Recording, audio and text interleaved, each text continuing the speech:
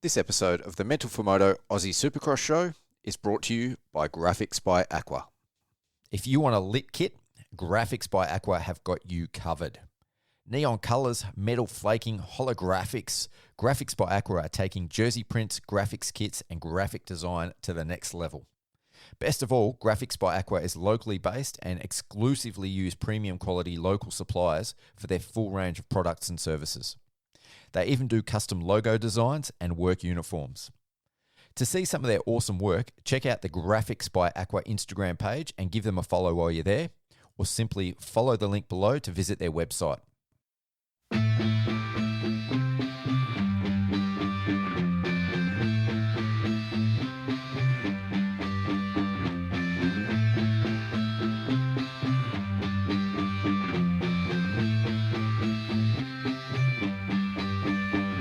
There were times I was lost, dark had fear, couldn't see through the rain. In the end it was clear, hit the fan. I was more than one man who was there to lend a hand. Together we'd stand, always had my back, my guardian soldier. Team pulled together, united we conquer. Blessed is he who in the name of charity carry me when I'm weak straight through the valley of darkness. Pitch blackness, the heartless, regardless, fear couldn't part us. Thick and thin, there by my side. At times we collide, but in the end we ride. Thick and thin, there by my side. At times we collide, but in the end we ride. We ride, ride. I am my brother's keeper. Keep on holding strong. United we stand, divided we fall. Together we belong. I am my brother's keeper. Keep on holding strong. United we stand, divided we fall. Together we belong. I am my brother's keeper. I am my brother's keeper. I am my brother's keeper. Welcome back, Moto fans, to another Aussie Supercross podcast presented by Graphics by Aqua. On behalf of Mental for Moto, I'm your host, Pete Wolf. We've got another awesome show lined up for you tonight. Before we get into it, I'd like to thank our partners here at Mental for Moto: Graphics by Aqua, Death Grip Products, Bolt Everywhere Premium Racewear, Iro Helmets, 5 Gloves, Southeast Pools, get yourself one coming into summer to beat the heat, and Wolf Building Compliance. I've just put out the call for the 2025 Mental for Moto Rider Support Program, and I've been absolutely blown away by the response I've received so far. In the first 24 hours, we've received nearly 50 applications already. If you are interested to learn what it's all about, check out our Instagram page at Mental for Moto, or visit our website www.mentalformoto.com and go to the Rider Support Program page. We're also looking for partners for 2025, so if you're interested in coming aboard, working with us to get your brand out there, shoot me a DM on Instagram and we'll see what awesomeness we can cook up. Now, let's get into tonight's show and talk some Supercross action. Joining me on the line all the way from Radelaide for this episode to co-host is a fellow moto-media guy, Aaryn Minerds, as does amazing work across a number of different platforms. I'll get him to tell us a bit more about it shortly, and I'll also add some links in the episode description so you can go check them out for yourself. So, welcome to the podcast, Az. Cheers, thanks for having me. See how we go. I haven't done so much in the way of talking. I'm normally typing, so have a bit of fun and see where this heads. All good, mate. You're a moto fan. I know from talking to you over the weekends that you're definitely invested in all things Supercross. So I'm sure we'll do just fine at getting through, talking about Adelaide and the championship as a whole and the AUSX Open as well. So first of all, just to start, what were you doing in Adelaide? You were shooting for AME, weren't you? Yeah, this round I was shooting for AME, so actually it's been pretty nice to be on board with their little team and just getting mainly privateer images. So I've done that for the last 2 rounds and just doing what they need to there and just enjoying shooting again. No, I also had a chance to spend all 4 days there, so I got to do some media stuff on the Thursday with a few of the riders and head over to some of the supercar teams and have a look at some of the behind the scenes stuff over there and take some photos of the Supercross riders jumping into the cars and getting to do some hot laps with the passenger seat. So that was a good weekend. Yeah, it was a crazy weekend. Definitely very different to our normal Supercross program over here, especially like across the press day and even some of the off-track things that were going on. Yeah, what was it like for you as a media guy, were they keeping you busy? Was there lots to do when the bikes weren't on track? It wasn't too bad. It wasn't super crazy. There was about 3 or 4 things to do throughout the day on the Thursday. They were a little spread out, so it was good. You could sort of go and take some photos, do what we needed to, then just sort of chill out and do some editing and upload what I needed to. But yeah, it was a pretty cool experience. I think we headed over to the garage, the main pit, twice throughout the day. Some of the boys were lucky enough to see one of the trophy trucks put out the fuel cell on the way over and catch a decent crash on the Thursday. Yep. So it was a good weekend because there was a bit more time between each of what was going on the Supercross track. So I gave a bit more downtime, and there's a bit more time for someone like myself and yourself to actually edit some photos throughout the event instead of trying to rush it all at the end of the night. Yeah, it was unreal. Like, it ended up being pretty much 4 days of action. So over the weekend, as well as AME, were you doing any work for some of the other platforms that you work for? I think you've got Full Noise, More Than Moto, and obviously your photography page, ASHOT. Yeah, Full Noise for the series. I'm sort of only going to do a bit of a final series wrap up for Gary for Full Noise this year.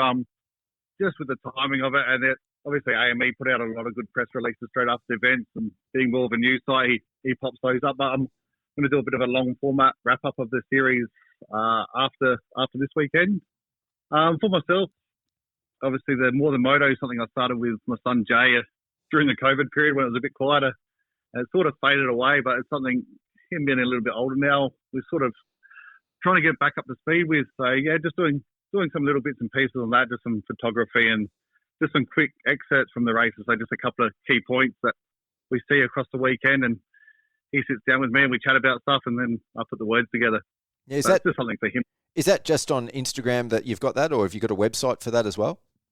At the moment, just Instagram. We are working. Hopefully, early next year, we'll have a small little website up and going where we're going to focus not just on motocross and supercross. We're going to have a look at some things that we're interested outside of the sport as well. So there'll be a bit of a mixture of what we're doing when we go racing throughout the year, some of our hobbies outside of motocross, and then covering some national events, but not in a news type way, more of a looking at some different aspects of it, like what we've been doing with Supercross, just looking at some of the on-track action and just having a bit more fun with it. Nothing too serious yet. Yeah. And then you've got your AdShot page, which is all your personal photography stuff, isn't it? Yeah, AdShot's just sort of, that became it was going to be just a photography page, but it sort of become more of my personal page. So you sort of got all sorts of bits and pieces on it. Generally, it's still just my photos, but the stories are normally could be anything from being at the track or just hanging out with my family or going to events or my daughter's dance. Just a bit of everything.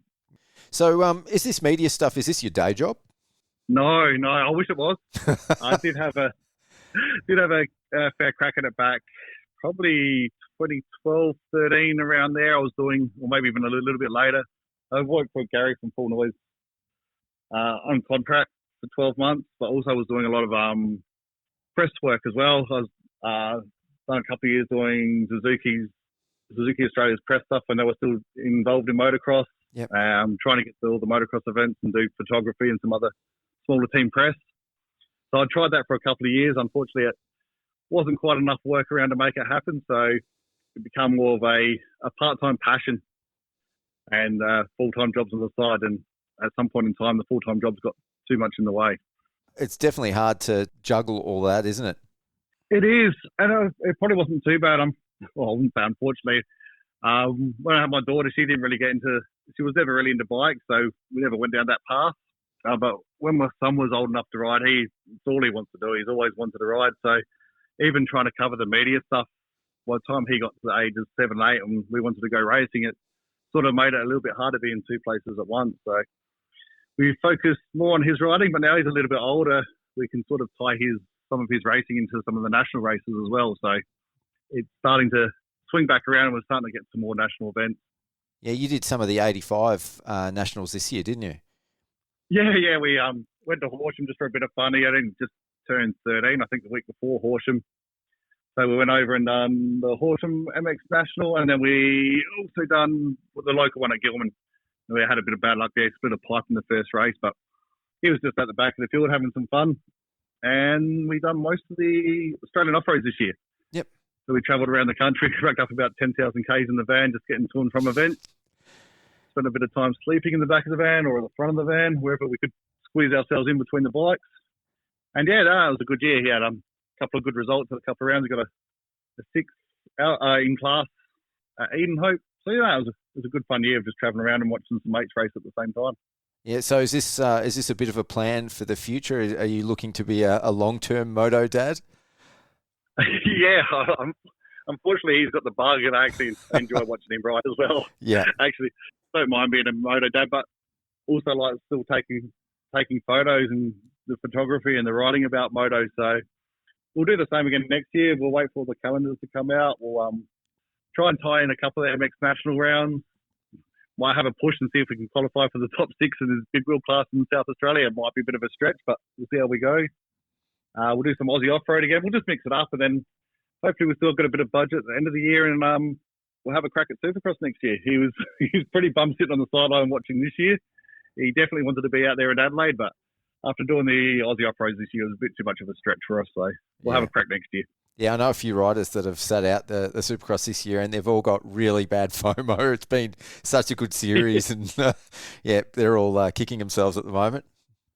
It really has been a great, 85's a race Supercross before in the past, but I think the way it's happened the last 2 years, it's really building some momentum. And now that the momentum's building, we're seeing a lot more practice tracks starting to pop up, which is giving these kids somewhere to actually go ride and train, which is one of the other reasons we didn't have a good crack at it. It was trying to find somewhere to actually ride and learn how to ride Supercross, because you don't want to just send a kid out there and watch them wad up while they're learning on a racetrack. Yep. So yeah, no, I think what AME have done with the 85 class has been great. Obviously, having Chad Reed on board as the ambassador for it is a big pushing point and really helps get it out there. But no, I think there's a lot of kids. I'm seeing it just in South Australia alone, more and more kids that are eyeing off a chance to go and race Supercross in the coming years. Yeah, you definitely hit the nail on the head there with the amount of tracks popping up and the amount of time and money being invested into Supercross. When I interviewed riders last year for the podcast around the Supercross season, it kind of blew me away that a lot of them had only ridden 3, maybe 4 times on Supercross tracks before going into the first round, which I was like, how is that even possible that you would go race a national series of a different discipline and have only ridden a Supercross 3 or 4 times? But they were struggling, to find tracks. And then this year, It seems like so many of them are training together. There's so many different facilities. There's so many tracks being built on private property, and they're opening it up to other riders. It's been such a different dynamic compared to last year. Yeah, I'm seeing that from the guys from Adelaide. I think they're still struggling a little bit to find places over here. I think Daniel Banks has got a track over at the South Coast Motocross Club. Yep. So he's had a few people who have been riding out there. But even the SA boys have been getting along with the Victorian boys and heading over there and doing some riding over in Victoria at some various tracks. I know a couple are heading over early this week to get a ride in before they head to Marble. Yeah. So yeah, the way everything's coming together and the way people are working together to get more riders on tracks has actually been very positive, and it's been good to see. And hopefully we can find some tracks for next year to practice on. Yeah, I think the thing that's hampered some of our riders and the championship as a whole over years has been the ability for Australian riders to get track time on Supercross tracks, and that looks like it's all changing. Like, we've got more rounds this year. The formats of the rounds are facilitating more track time, and they've got more places to practice. So I think as long as we continue on this trajectory, I think Australian Supercross is going to be in a pretty awesome position in the next few years. Oh, 100%. And you'll see the 85. A lot of the top 85 kids will move up to SX3 next year. Yep. More of the SX3 will move into SX2, which has been a little bit light on for numbers in the back half of the year. So, yeah, it will just continuously push more numbers through, and, it can only be good for the sport. Yeah, Chad Reed's been pretty vocal about I know he's not a fan of the SX3 class at all. He reckons those guys should be racing SX2. But, I think exactly what you said. Once those 85 kids step up, and it's going to be really interesting, I think, to see what happens when those SX3 guys move to SX2, whether they're younger, they're physically a little bit smaller, but they've had a few years of experience now with Supercross, whereas a lot of those SX2 guys pretty much have the same level of experience. So I wonder if those SX3 guys are going to outgrow our current SX2 riders in terms of, capabilities and results once they hit the SX2 class. Yeah, I think it might take a couple of years, but yeah, I think with the with any sport, the younger you can get into it, and the earlier you learn the skills, that seems to help carry it through. You think even with some of the young guys now, like the Kingsfords and Birchall, the speed and development they're progressing at, they're not going to have any issues. I think stepping straight up to SX2 and being competitive. I haven't had a good look at that lap time. I normally am someone who likes to go back and compare lap times between SX3 and SX2 and SX1, but I haven't really had much of a look this year. But I think if we dove in and had a bit of a look, it probably wouldn't be too far off the pace at all. Let's just see. It was a bit hard on the weekend because the track was slightly different. I reckon if you went back to somewhere like Wollongong when they're on the track the same day, it'd be actually interesting to. Oh, let's have a quick look at those lap times. So opening it up, I think the SX1 and SX2 guys are running around the 45-second mark. And what was SX3 running? If we go back to Wollongong when they're on the track, a pretty similar track, it looks like, the SX3 were 46s. Like the top riders were running around the 46-second mark compared to 45. Yeah, actually, the top SX3 riders would probably, the track obviously would be slightly different depending on times, but the top 2 or 3 would be pushing it pretty comfortably into the top 10, going by fastest lap time. Probably even the top 5. Yep. No, unreal. Scary, yeah. You have a quick look at the 85 times and well, Seth Thomas and Lawler were running 52 and 53-second lap times. Yeah. Same with so they're only 2 or 3 seconds further back again. Yep. Yeah, and there's probably if you look down sort of the tail end of those bigger classes, those 85s are probably going to be in the mix. Yeah. Oh, well and truly. Yeah. Yeah. So I think as I was saying, we're in a really good place where the talent coming through at a young age is they'll step to SX3 and the SX2, and then we'll eventually keep having a strong SX1 field, which we've currently got at the moment as well. No, it's definitely on a good pathway. All right, let's move on to Adelaide, mate. What an unreal event! It was sort of an unprecedented format. Unprecedented in the fact that it was held in conjunction with the Velo 500 Supercar race, which attracts like 260,000 people over the weekend, I think. It was just on 260,000 for the 4 days, which is crazy numbers if you think about it. Yeah, so definitely going to expose Supercross to some new eyes. But what was your thoughts just on the event as a whole? I thought the event was actually a really good event. Obviously, as I said, being part of the Adelaide 500, you normally go to a Supercross event, especially in Adelaide, because I've been around for so long, you look up in the crowd and you see a lot of familiar faces. Whereas this time, you look up in the crowd both Saturday and Sunday and I'd recognise 1 or 2 people, but there was just a lot of people standing around with supercar paraphernalia on. Yeah, that was probably the best thing about the whole event was you weren't just getting Supercross fans or motocross fans or your local moto fans to come and watch. You were getting brand new fans to the track, people that were there to come and watch cars who just wandered off because there was no cars on track, and they came and they really did flood that track especially the Saturday late Arvo for those finals. That pretty much couldn't get any more people around the arena. No, the stadium was full. The standing room was full. I thought they might have built another like portable stand up the side, opposite the main stand.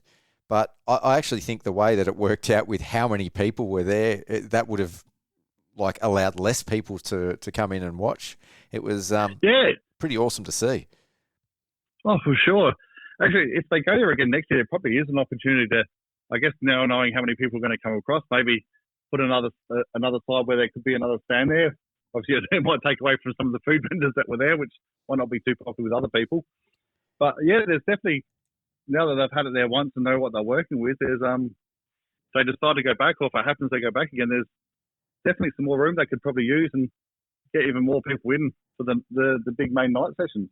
Yeah, I mean, I think there was some logistical challenges and maybe some wrinkles in the way that the event rolled out, being, I guess, a new sort of format, and it would have been hard to manage the logistics because I think the Velo crew were really in charge, which made it difficult for the AME crew to sort of implement their program autonomously. But beyond that, I would love to see it go back there again, and I think those wrinkles could easily be ironed out. And, you know, even from day to day, I think the AME crew were addressing some of those issues. But I just thought it was just a spectacular event. I didn't know what to expect coming in. I was sort of hoping that the crowds would engage with the Supercross, but I wasn't convinced that the car crowd, you know, would be that interested. So, yeah, it was definitely very, very cool. Just an amazing experience, how much they got into the racing. Yeah, and it wasn't just the racing. The way the pits are open, obviously you could walk through, just wander through the pits and see all the teams at any given time throughout the day or over the whole weekend. And you pretty much walk straight from the Supercross pits, and I think they had the support supercar cars were sitting just up behind the next row across. So all the pits for all the different makes and models were open all weekend, so people could stroll through and look at Australia's fastest dirt bikes whenever they wanted, which was another cool experience. Yep. One thing I noticed in the pits, like if you go to a traditional Supercross and you've got Supercross fans coming through, like the kids are usually pretty forward in approaching the riders, asking for posters, asking for signatures, asking for plastics that are signed. Like there's just sort of no inhibition there at all. But I noticed with a lot of the car crew kids, they're not used to that. They were sort of standing back and some of the riders had to invite them to come forward and, you know, grab a poster and stuff. So, yeah, that'll, I think next year they might come out of their out of their shells a little bit. Yeah, out of their shells. Yeah, a little bit. Yep. But yeah, it was very cool. Yeah, it was. I guess, yeah, obviously we're around moto a lot. I guess moto is such a type of sport where from the grassroots to the pro level, there's not that much separating really, because the pro guys still race, a lot of them still race state title and local events. So yep. I think the local motocross kids are just used to having them around and going up and chatting to them, where it's not quite like that in the supercar scene. I don't think your daily go-karter rocks up and you're standing next to your top drivers week in, week out. Yeah. Yeah. There's not a lot of interaction between the two. No, so it was cool to see it was probably even the best thing about the weekend was not that obviously a lot of people come across and watch the Supercross, but it gave a lot of kids at their venue a chance to come over, and especially with the 85s being there, just see, oh shit, there's little kids here riding bikes as well. Yep. Not that they're that little, but we did have some conversations. I was editing with the SA boys there. I was editing some photos underneath just the local pit tent, and we had people coming up just asking about the bikes, where they can get bikes, how to get their kids into the sport. I spoke to one lady for about a half hour about where she can go ride and take her kids in South Australia. So I think that's another aspect of it as well. Obviously, it's great to see more fans come to the sport, but it also gives an introduction to younger fans and younger kids to the sport as well. Yeah, I can imagine there's going to be, you know, several more dirt bikes under Christmas trees this year than there would have been if that event hadn't happened. Oh, 100%. Also, one of the other things that I thought was really, really good and well done at this event was, you know, before the bikes even hit the track was press day. You know, having the ability to see some of those top riders just, you know, cut some laps, even though it was over a quarter of a track, do those interviews, and then have a press conference with some of the team bosses. I thought that was a really nice touch. And, you know, maybe not at every round, but it would be great to have that at, you know, a few rounds through the championship. Yeah, it was. It was good, and it's something I guess we don't see too much in Australia. Was a press conference with the team managers and hear their thoughts on the sport and how things were going throughout the season, and even to what they're looking towards for next year. Hearing the likes of Dak and Urive, and even Cole from KTM. I think Brad was there from Kawasaki. Just hearing guys who've been around the sport for a long time and have a lot of information, just speak their thoughts about what's going on, what's happening, where things could be improved, and just talking about their teams pretty openly. Yeah. It was it was a pretty cool experience. Oh, I thought it was classic. There was some hidden barbs, or not so hidden barbs, being thrown between Urive and Dakar about like Urive's propensity for bringing in overseas riders as part of the program. And look, it's definitely outside of the the envelope when it comes to the standard practice in motorsport. You know, most motorsport teams have got their number one guy and then their number two guy. Reeves brought in, you know, 2 or 3 in each class, especially in the major classes, SX1 and SX2, that are arguably, you know, on an equal level and could all win the championship. Whereas Dak's got his more traditional approach with CDR Yamaha of only having 2 riders. And just hearing like why they do that and how it's worked out, and you know, Reeve was saying, well, I want to win championships. Daka was saying, well, I want to reserve the seats at CDR for Australian riders. I thought it was really interesting. They both raise interesting points, but it makes me wonder, because I don't think Reeve's going to change his recipe now that it's proven to be successful over a couple of years, and you know, can't see anyone taking a championship away from one of the Ride Red boys. Whether we're going to see a change to the CDR program next year and either have more riders or have some internationals in there as well. Yeah, but it's very interesting to see what happens next year. Obviously, Koski's always had his approach to going racing, which is a bit different, and sometimes people take it as a little bit of a controversial way to go. I think more so back when there was international riders coming over and no Australian or local riders on his team. Yeah. I think the way he's doing it at the moment, how he does it is how he does it. But he's giving some support. He's bringing over the big international names, but then also a lot of local guys on his team as well, which has been good to see. I think this year, even if he didn't have his 2 internationals, especially in SX2, he'd still probably be running 1-2. I haven't actually checked the championship points, but he'd be pretty close to still sitting 1-2 in SX2.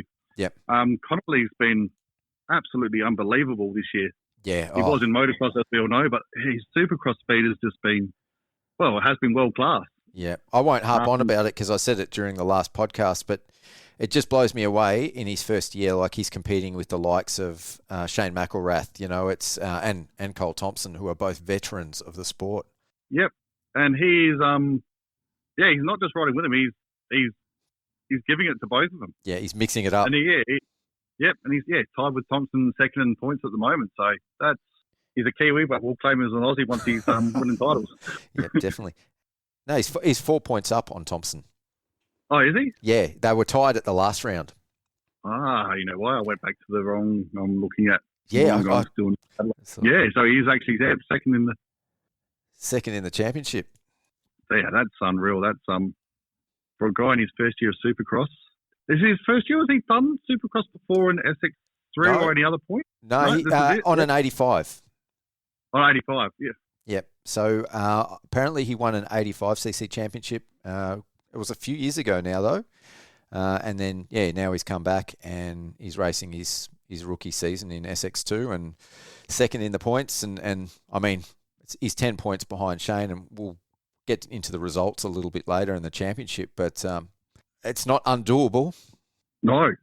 No, it'll be hard, but definitely not undoable. Yeah, but we're coming into a Triple Crown, so anything can happen. And Brody's got a bit of a passion for riding aggressively. So when there's a championship on the line, and we already know there's no love lost between those Honda boys. Yeah, actually, that was one of the interesting things to watch on the weekend. Obviously, there's no love lost at all between Shane and Cole Thompson at the moment by the looks of it. They had words again after the first final on the weekend. Yeah. But it was interesting to watch. They obviously had that battle, and after the race weren't happy with each other. Then Connolly and Shane raced bar to bar in that second race. And they crossed the line 0.006 of a second between each other. Yep. And they were stoked with each other. They were high-fiving each other. Shane looked generally happy for the way Brody was riding. Yes. And again on the podium too. He's done the same with both Brody and with Lowell getting on the podium. Yeah. So, it's an interesting dynamic for sure.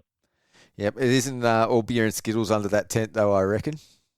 No, not at times, no. I think for the most part it's all good, but probably a little bit of tension there at the moment. Yeah, even in the SX1 class, I think there's a few, alpha personalities, and you can only have so many of them under the same tent.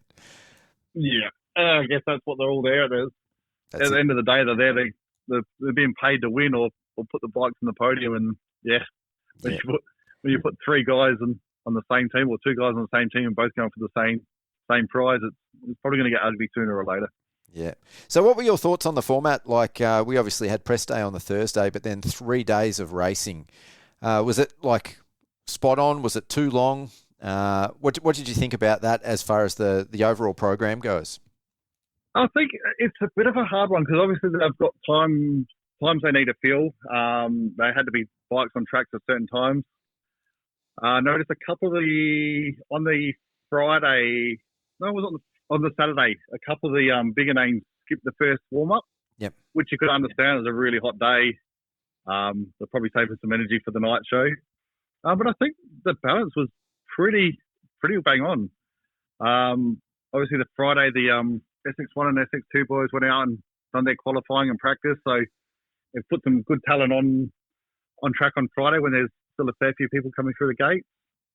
Saturday, having the SX3 and 85s do their qualifying and practice was good as well because it gave them a bit of exposure to some of the bigger crowds early in the weekend. And then going to that night show, I think having just the SX1 and the SX2 in that night show was a good idea. Just banging that out with all the fastest riders. Yep. I think that worked really well.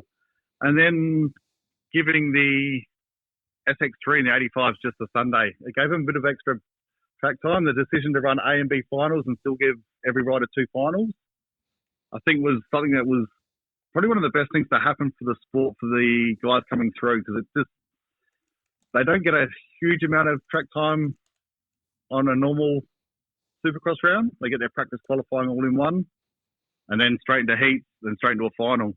This just gave them a bit of a chance to warm up, get used to the track, have a heat race. And even if they didn't make the heat race, they've still got another chance to ride the track.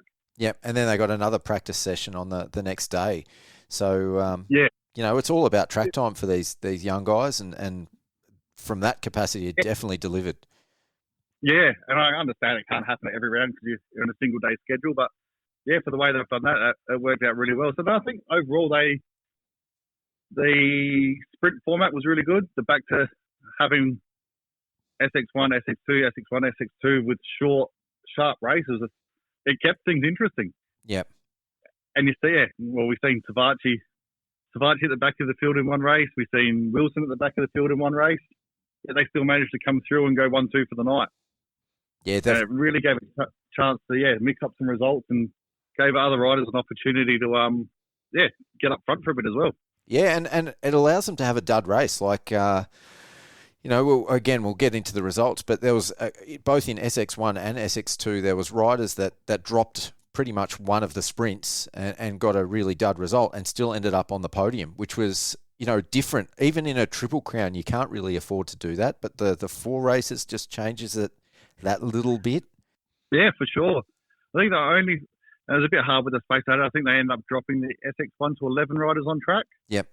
And kept the SX2 at 16. I think 16 ended up being a pretty good number for SX2. The back of the field was, obviously because they're so short a race, the back of the field were only just starting to get lapped. They didn't play too much of a part in the race.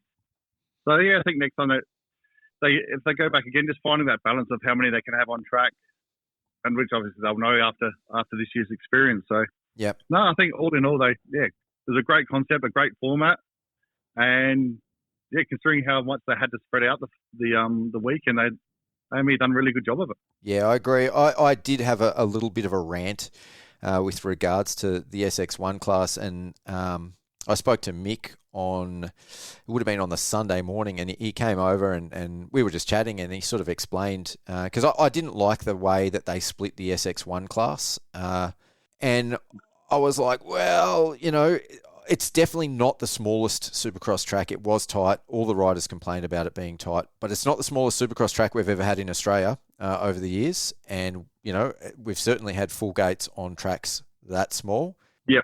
It was it like a 38-second lap time? So it was pretty short. And Mick said to me that the reason they did it was actually because they were worried that if there was an incident with 22, there actually isn't a big enough break. So if you factor that in, there's riders going to be spaced, assuming they're evenly spaced, like 1 point something seconds apart on the track. He's right, and that's what Kevin Williams' argument was. There's no chance for medics, for flaggies, for the officials to move tough blocks. It would have been too hectic. So I hadn't thought of that. I went, that makes complete sense. But then after seeing how they ran the SX3 class on the Sunday, going back, and maybe they learnt from the SX1 thing, that's how I would have liked to see SX1. They should have had an LCQ. There would have been 9 riders in the LCQ, which is more than enough. So I don't know why the LCQ didn't happen. And failing that, I think what they did with SX3, by having all the riders get an opportunity to race. So if they had have put all the SX1 guys on, there might have been, 14, 15 guys on track for an A final and a B final. That would have been cool, because there was riders that missed out in SX1. Yeah. And, they went to that weekend, they committed, they invested, and then not to have an LCQ, and then not to have like everyone on track in an AB final, which was an option, I think did wrong by the riders. Yeah, it's probably something, obviously the way they done SX3 on the Sunday, worked out a lot better. And it's probably one of those things, it's just a bit of a teething issue going to a venue like that, and probably trying to find the right decision on the fly, and probably, I'm guessing they probably sat back afterwards and gone, maybe next time we need, what they done with the SX3 was the perfect result. So obviously going forward, I'm sure they'll rectify that and make sure more people get a chance to race the finals. And it was a bit of a bummer not to see a couple of people on track, even for that B final, because obviously they still ran a B final. But there's a few people missing from the gate. Yes, yep. Everything's easy in hindsight. And I think next time you'd hope next time they end up with every rider getting a chance to get back on track, and either be a LCQ or just take every rider into the heats and just split them 50-50 if there's only the 20 or however many riders there is. Yep. If you end up with 14 and 14 in A and B final, run with that. Yep. Yeah, and I think that would have been the nice compromise. And like you said, I like to think they probably had learnt from the way they did that when they ran the SX3 the next day. And, the other thing is for the riders, that because there was a few fast guys that ended up in the B main that would have been inside that top 10, most likely, if they had have all been racing together. And for them, unfortunately, the top position they can get is going to be an 11th place and points for 11th. So I think for some of those guys, even though they're not competing for the championship, it really screws their championship results. Yeah, for sure. Obviously, we've seen it with Dylan Wills, a factory rider who was in the B main and wasn't head and shoulders clearly the quickest, but was definitely the quickest out in that B main. And just to give guys like that, and even Zach Watson, a couple of privateers who are right on that bubble, just to give them the opportunity to find a second way into that A main and get some more points.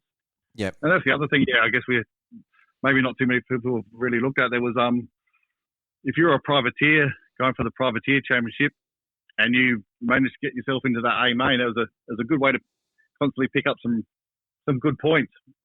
Although it ends up coming down to a round for the championship, just the round points anyway. So in some aspects, I guess it's not too much of an advantage. But in terms of track time and being in front of the bigger crowd, definitely an advantage to be in the A main. Yeah, and the experience of racing with those top factory guys as well. Yeah. So as far as the track goes, I spoke to a lot of riders over the weekend. Some of them weren't stoked about the track. A few of them said to me pretty much the same sentiment, was that it was really fun to ride, really, really hard to race. But, mate, I was all about it. I thought the track produced some absolutely phenomenal racing, that with the footprint they had, they just did an unbelievable job, that it kept the racing close by virtue of the track layout. And, I'm not out there riding it, but at the end of the day, it's the bums on seats that ensure that this championship is going to keep growing and bring in the fans, bring in the money, and everything that comes with it. So, mate, I was all about it. I wouldn't want to see every track like this, but I absolutely loved the racing over the weekend. So if we see more tracks like this, now and then, I'm all about it. Yeah, I was actually. The track was tight, but it wasn't too bad. There's still 38-second lap times for the top guys, 36 to 38, depending on SX1 and SX2. So track length wasn't too bad. It was just, I think the the biggest factor was there was just no room between the lanes. If a bike went off one lane, it was straight into another. Yep. But it produced some really good racing, some really good tight racing. The rhythm section across that main grandstand looked reasonably tricky, and a lot of passes were made through there, because I think if you didn't get the triple in, or if you messed up the rhythm in it, it really made it hard to get back on song. And there's some good passes getting made through there. The whoops weren't crazy, but it was allowing people to get up on them, get to the inside, and it had not quite a 180 at the end of them, so there was some good passing going on after the whoops. Actually, yeah, I thought the layout of the track was good, and it provided some really good riding. I think as a photographer, and you'd probably agree, having a finish line straight out of a 90-degree corner, yeah, it's not good. Yeah, I'd agree with that part. But for the rest of it, I was, and like you just said, there was a lot of passes, but riders had to they had to force the pass. It wasn't about the fastest guy being out in front. So I think from a spectator point of view, that makes the racing really good. The passes were there, but they just didn't come easy. No, it truly was some exciting races. I guess as a rider, you're probably not gonna want a tight track where you're not 100% sure where the bike in front of you is going to end up next. But for a spectator, it was good to watch, and there wasn't too many big crashes. Yep. If you look at Wollongong, which was a more open track, probably as close as we'll see in Australia to a traditional Supercross track, it wasn't a bad track at all. But for some reason, it caused a lot of big crashes, and mainly in SX1 and SX2. Whereas this track was maybe the speeds were a bit slower, but there wasn't really any huge crashes. There's some decent crashes, and a few people going over the back of the berm after that rhythm section after the start.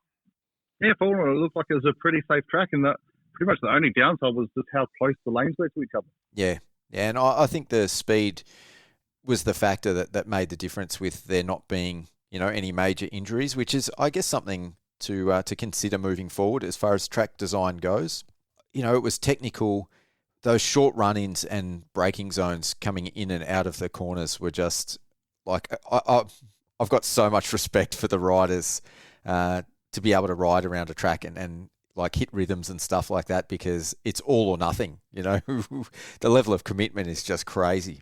Oh, yeah. And the level of commitment, the obstacles are close together, the corners are close together, and the bikes are all close together. So, yeah, Supercross is a different beast. But, yeah, these guys, well, they make it look easy, and they make it look spectacular. Obviously, we love the sport, but, yeah, it was great to watch, and Adelaide really produced some great racing. Yeah, for sure.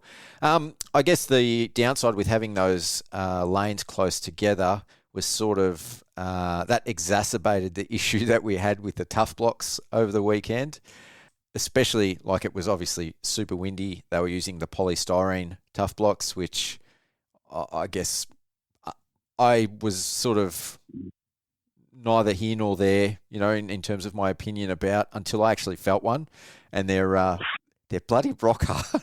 So they are rock solid. Yeah, I wouldn't want to be landing on one, but I mean, I've heard a lot of talk about the tough blocks and the wind and the tough blocks rolling on the track, and I think they addressed it as best they could by pulling as many off as they could, but short of like changing the design, and this has been an age-old argument. It's still going on in the AMA in the US, like they haven't nailed it. But what I did see on this weekend was the tough blocks in WSX. Did you see them?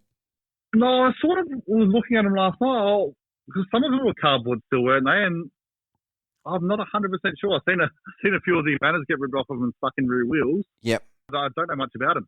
So I actually don't know what they're made out of. I was just watching a few clips, but they're small and triangular. And I think, so you can still see the sponsorship, which is obviously super important, and that's one of the major roles of the tough blocks. But whatever they're made out of, they're obviously not going to get caught in the pegs as easily. They're probably going to be a lot easier to ride over, but they obviously still delineate the track boundaries. And I just thought, like, the way they're shaped, and imagine you could get them as foam. That would be the ideal scenario. So they're a little bit heavier and don't blow around, but they're going to have, they're a little bit more streamlined as well if the wind does become a factor. Maybe they've nailed it. Maybe they've got the solution.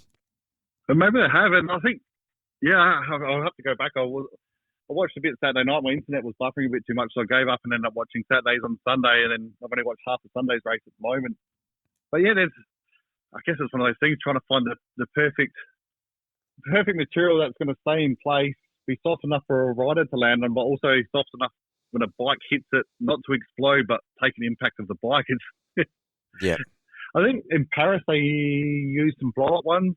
They look pretty good as well, but I don't think there's ever going to be a perfect solution. I think if we had the old cardboard ones at Adelaide on the weekend, in terms of them blowing around, it would have probably been 10 times worse. I agree, yep. There virtually wouldn't have been any left on the track. It was quite windy, especially on Saturday. Obviously the polystyrene ones, with that wind they were moving around, and even if they don't move, they sort of, it looks like when riders land on them, the front wheel sort of just slips off of them. I think if a rider landed on them, they'd probably be happy that they'd rather land on that than the ground. Yeah. In terms of their bike just clipping them, it hasn't ended favourably for most people who have clipped one. Yep. Yeah, I agree. I personally think the cardboard is probably the safer option, notwithstanding, like you said, them going to be blowing around when it gets windy. Yeah, it's a hard one, isn't it? You'd hate to be the person having to make the decision and spending the money on getting them redone again, or whatever path they end up going with going forward. Yeah, I think those polystyrene ones, if you can keep them further enough off the track, that would probably be good. And I guess as long as you're on the track, you're not going to hit them anyway. But obviously with Supercross, that's not it's easier said than done. And it's quite easy to be pushed slightly sideways off the jump or catch a kicker on the jump. You're talking about a track that's pretty narrow. Most tracks are pretty narrow as they are, so there's not much room for error. So if you do make error, you don't want to have it made even worse by hitting something that doesn't really move. Yeah. Well, maybe those short triangular styrofoam ones with some couple of sandbags or some sort of weight in the bottom. There you go. There's a solution. There's a solution. There's a You've solution. Got it covered. Yeah, I'm not the one that has to pay for them, but there's a solution. Yeah. And I think it was good that I actually tried something different this year. Oh, totally. Yep. Yeah, it was great that I've actually gone down another path. Not sure if it's 100% right, but hey, at least I try. At least they're evolving and moving forward, and it's pretty much what the series has done for the last 3 years. So it's good to see. Yep, I totally agree. Totally agree. All right, let's get on to some of the results. We'll start with SX1, and there's a few talking points in each of these races as well. So I think we'll focus on the talking points. Yeah, we'll start with SX1. So Savachi taking out the win. What did you think of Savachi's ride? He rode really smart, because especially after what happened with him and Clout White getting stuck and Savachi pretty much finishing last. Went back and I think it really, like we talk about the negatives of not having as many riders on track, that was probably something that really saved Savachi. His last place was 11th. Yep. 11th isn't so bad. It's a lot better than finishing 20th. And having that bonus point for the fastest lap, that pretty much saved his all night long. He put in the quickest lap in every single race, picked up that bonus point. But yeah, the way he rode was, he has pretty much all season. It's been pretty smart and calculated, and I think he is pretty much the fastest on track. Yep. Wilson's obviously close, but yeah, no, he's looked good all season long. Yeah, and I think testament to that it's not just in the Australian series, but that he's obviously finding his speed and form.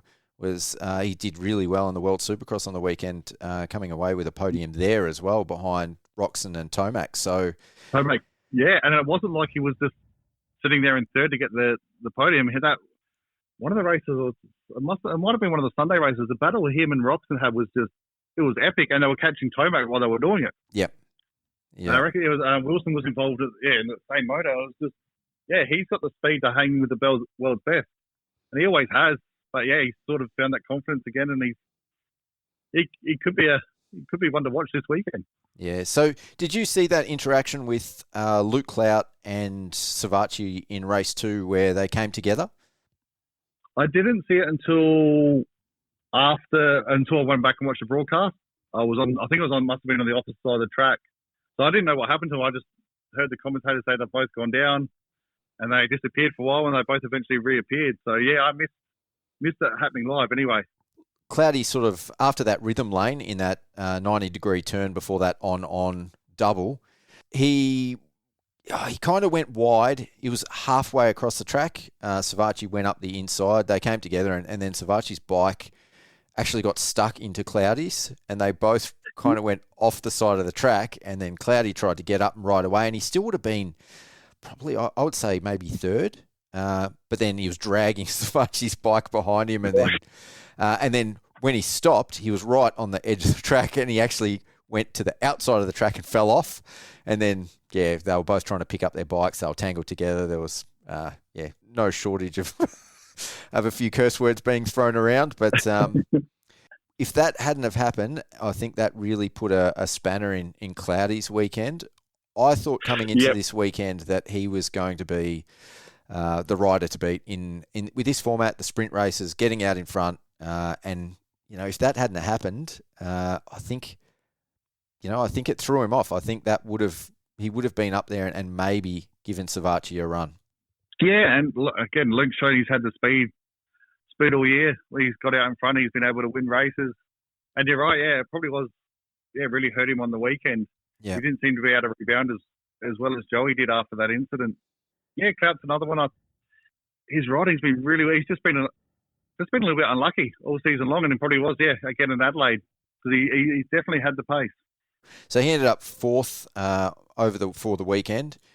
Dean Wilson second. You'd think, that second is not a bad result, but I think Dino's expecting a lot more from himself. He was pretty upset. I know he's got a bit going on at home.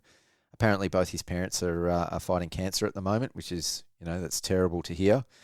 But for him, not the weekend he was looking for. Not a bad result. He rode fairly well, but I think listening to some of his interviews after that, he felt like he threw it away. Oh, he probably feels like he threw it away, and in some regards, he probably has. And dropping those points, like a 4-point swing the other way, would have made a big difference heading into the last round. But he rode well. He was fast. He sort of got into a battle. I think it was the second or third moto when he got into the battle with the two CDR boys. Yep. He spent half the race working on a pass on Beaton, and he finally got it done, but sort of slipped a little bit wide coming out of the corner after the whoops. Moss pounced on both of them. So Wilson sort of picked up one spot, then lost it instantly to Moss. And I think he ended up finishing, might have been fifth or sixth in that race. Yeah, sixth. Yeah. And, if he had held one of those positions, it probably would have been the difference between finishing first and second on the night. Yeah, he's only 2 points in the race scores behind Savatgy. So Savatgy. Yep, it's like you said, Savatgy's fastest lap, and then Dean Wilson's, that I guess one faux pas made all the difference. Yep. Yeah, we could have easily swung the other way if Dean Wilson if he turned one of those races and had the fastest lap in one of those races. It takes one off Joey, gives him one. They end up tied on points for the night, which I think Joey might have still got it on countbacks. He had the 2 wins. I'm not sure exactly how the countback will work with that.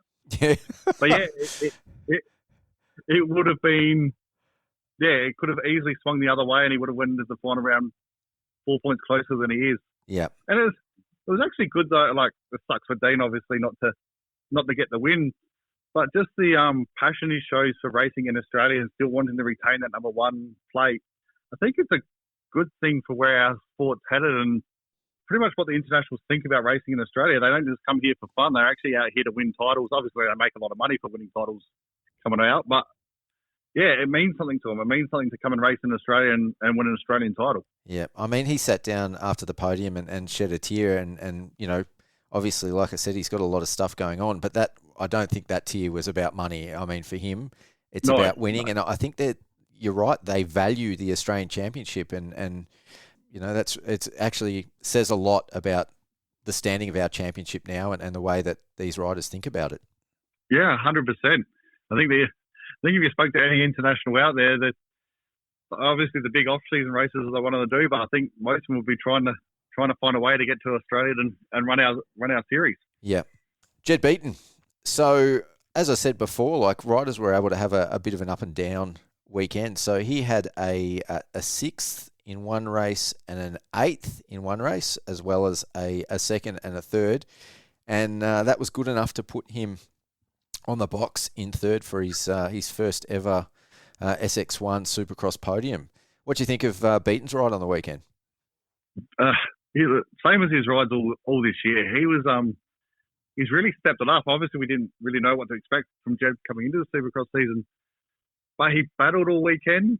When he gets to start and he runs up front, his pace is as quick as those front three guys. He's right at their pace. Even looking back at Wollongong, he was sitting there in fourth behind those top three, but he wasn't losing any ground, and there's points where he actually looks like he's gaining ground on them. So we all know how good of a motocross rider is and how good his corner speed is. He only just finished on the podium on the weekend, but it could have been a really clean, easy podium for him just from the way he was riding. I had a chance to speak to Dakar after the race, and I sort of asked with Beaton, because they knew, obviously, coming into it that he wasn't going to be, or it was unlikely anyway, that he was going to be a contender for the championship, whether it was sort of a long-term goal to get him to cut his teeth in Supercross, maybe with a view to riding Supercross again for CDR next year. And I felt like Dakar deflected the question a little bit. So I wonder whether or not we're going to see Jed at Yamaha next year, but I think it would be awesome to see him there and to capitalise on, what he's learnt on that bike and the development they've put into him next year. Have you heard anything about who he's going to ride for next year? No, I'll be very surprised not to see him there next year, to be honest.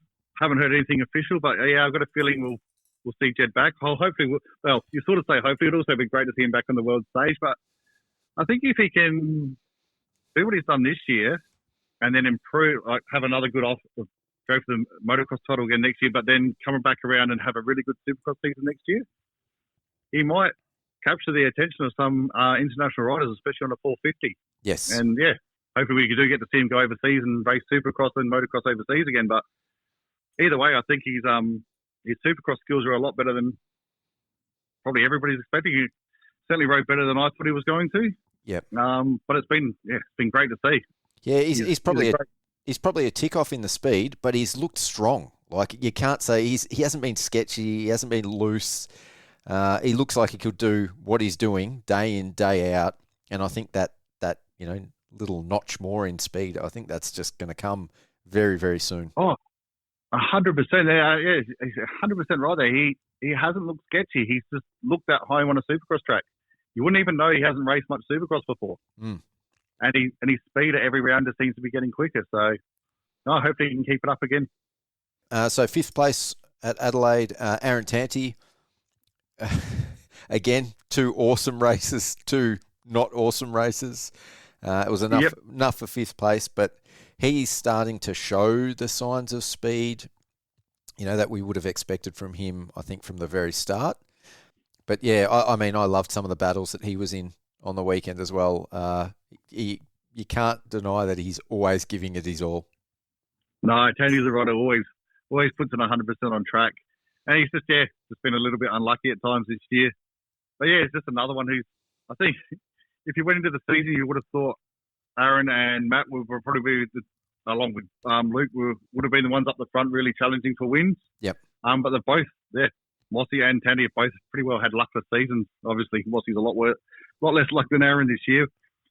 But I think if Aaron can put it together, you could easily see him being on the podium might be a bit tougher this weekend, but out of the regulars in Australia, he'd definitely be the type of guy you'd think would be on the podium most weekends, or definitely battling for it anyway. So yeah, I was going to say, it probably wasn't the result again he was looking for Adelaide, but yeah, again, he's having some great races, but they're just a bit hit and miss at the moment.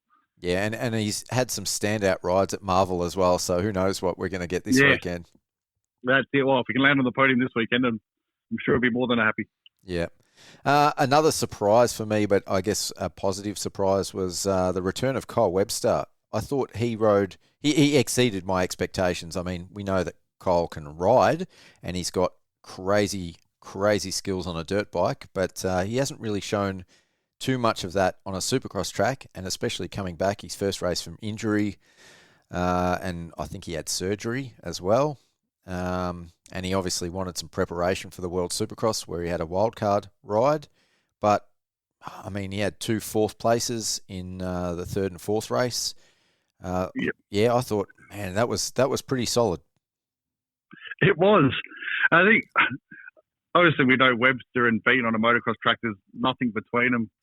And the corner speed and the way Webster can ride a bike should lend itself to be able to pass around a supercross track. But unfortunately, unlike Beaton, Kyle does have a few more sketchy moments on a supercross track. Yep. But if he could clean those up, yeah, he'd just be another fast supercross rider coming out of Australia. But yeah, it was good to see him have a solid ride. Kyle's a great guy, a happy guy all the time. So to see him actually come away and have a really strong, solid night in Supercross was good to see, and hopefully we see more of it in the future. Definitely, and no big crashes, which was always good to see. Thing, yeah. We'll keep it moving, so we won't go into too much detail on any more. But Medi, his last race in Adelaide, in his hometown, awesome to see him out there. Solid ride. I think he got 4th in the second race. Would have been sick to see him get a podium and maybe even a quick interview after the race, but still solid ride from Medi, in the season that he's going out. And I chatted with him before on press day, and he wasn't 100%, so I think he was giving it his all out there. Yeah, Medi always gives his all. It was good to see him out there one more time, especially being a local boy.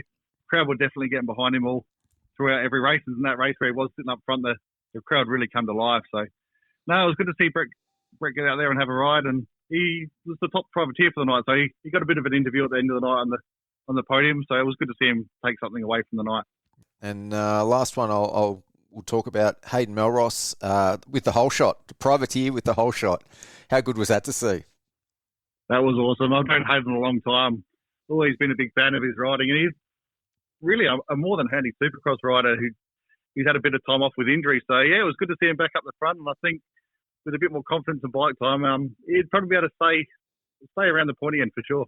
Yeah, for sure. And, I guess Mossy, not the night that he would have asked for, was actually riding reasonably strong, seemed to be mixing it up in every race. Like he never had an easy race. He was always in battles, ended up DNFing the second race, which I guess put a massive dent in his overall. But again, like you said earlier, I think he just has had a very unlucky season. He has, yeah. He's always going to be quick. He knows how to ride a dirt bike, always has. He just seems to be in the wrong spot at the wrong time. Yeah. A fair bit this year, which is sucked to see because, it would have been good to see him back up front. Cause I'm not sure how many more years he'll keep going for, but hopefully he can have one good clean race to finish off the year. I've heard some of the other media guys suggesting that maybe, he's still got the speed, but mentally, as far as the focus and the processing speed, he's, past it now. He's getting a little bit older. What are your thoughts on that? Because I don't think I agree. I think for me, it's just been a bit of a series of bad luck, maybe some niggling injuries and acclimatising to the bike. Yeah, I think this day and age, a lot of riders have shown that they can ride a lot longer into their careers and still have the reflexes and skills to do it. I'm not even sure exactly how old Mossy is. Mid-30s? Yeah, 34, 35, I think. Yeah, so, no, we've seen some riders have their best parts of their careers at that age. So, yep. Especially in recent times, someone like Braden Metcalf was still really fast in his mid-30s. So, I think it's been more a little bit of bad luck and just being in the wrong spot at the wrong time and this year more than anything. All right, we'll move on to SX2. Brodie Connolly wins race 1 and, did it from start to finish. What you think about Brodie's race win and the rest of his rides on the night? Because he was mixing it up with those boys, but I think a mix of good starts and solid riding. I mean, he ended up on the box at the end of the night with another second place. Could we see him win it at Marvel? Yeah, it'd be interesting. He's maybe a bigger track with a bit more room might actually work to his advantage because we know how quick he is through turns. Obviously, he's picked up the Supercross and jumping. It's going to be hard to beat McElrath. Watching him race this year has been next level. Just how precise he is and the way he hits hits jumps and hits down ramps and just doesn't clip anything. I think on a full-size Supercross that might even be more of a favour for Shane. But Brodie's certainly shown that he's got the pace to challenge anybody out there. He's as quick as Cole. He's right on Shane. I guess it really shouldn't be any surprise after the way we've watched him ride outdoors. But no, he's been impressive. And to grab a win, and it wasn't so much just the win, it was the way he battled in that next race as well. He didn't give McElrath an inch, gave him racing room, but didn't give him an inch, and that literally went down to the wire. Yeah. So speaking of McElrath, that Moto 1, that same race, he got into it with Cole Thompson, and there was heated words before that even got off the track. Apparently there was more heated words and potentially some fisticuffs back at the pit tent. Did you sort of catch much of that action? No, I've got a couple of photos. I think I posted one up. They were definitely chatting as they came over the finish, straight after the finish line. Chatting. Definitely chatting the whole way back to the pits. There was a bit of a hand on back action, and it didn't look too pleasant. Yeah. I watched McElrath, his YouTube during the week, and he actually said, I think he said that first coming together was sort of on him. He came in, he clipped his back wheel. I think I was standing on the other side of the back of that berm, so I didn't really see exactly what happened. I seen them both going down there. I seen Thompson was in front, and I seen the two bikes disappear. I was like, well, that's not going to be fun. But I don't think it was so much that incident, which, well, obviously Thompson wouldn't have been happy with that incident. Seeing some of the footage afterwards, it looks like, Cole definitely didn't mind returning a bit of the favour afterwards. And, they definitely don't seem too happy with each other, which, as a fan, it makes for some great racing. Yep. As for a team manager, I'm sure it's not the best. But I think the position they're in with the top three, I don't think Uri would be too unhappy either way at the moment.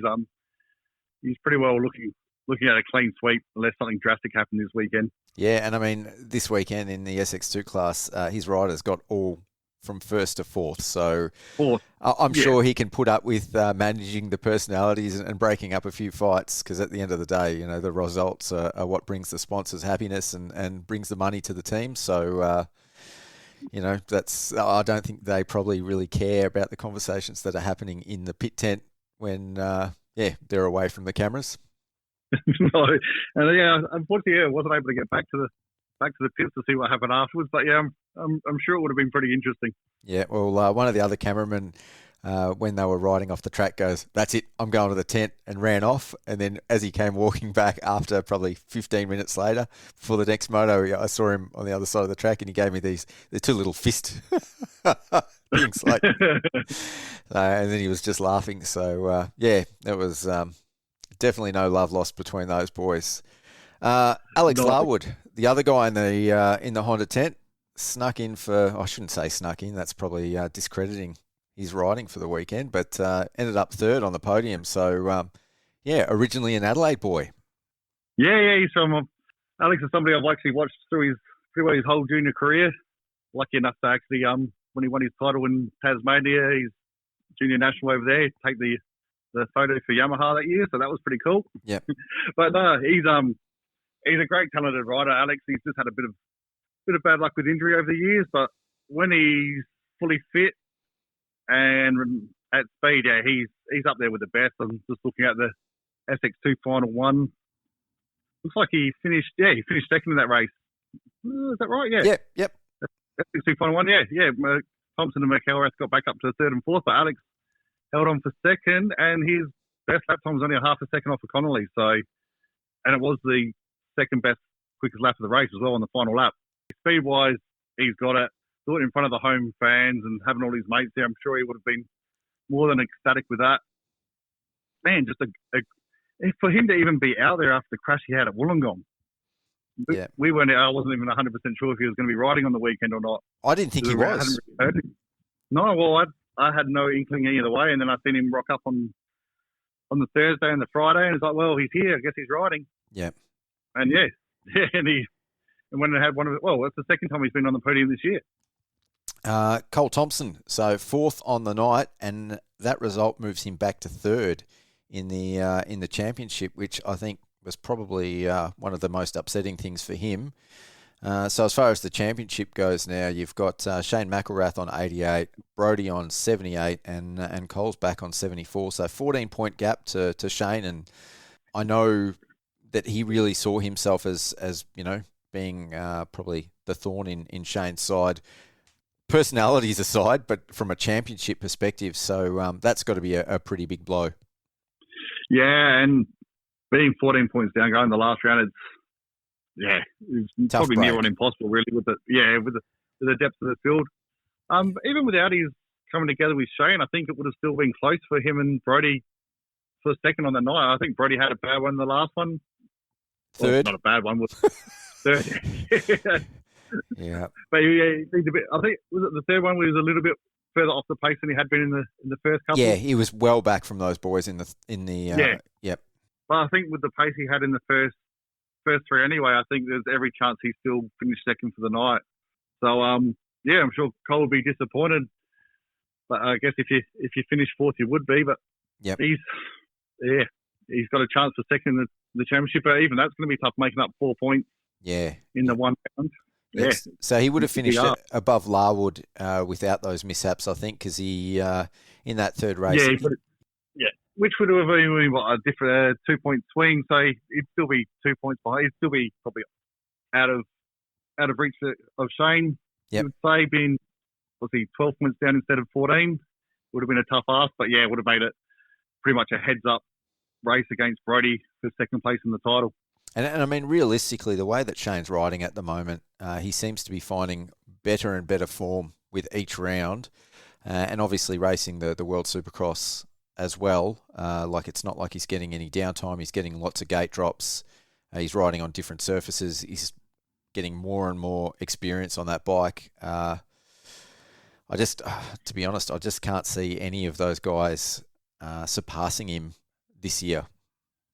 No, and he clearly has been the best rider out there, and I think going into a track that is probably going to be as close as we'll get to a US style track this weekend. I think he'll just be another level ahead again. So I can't really see anybody.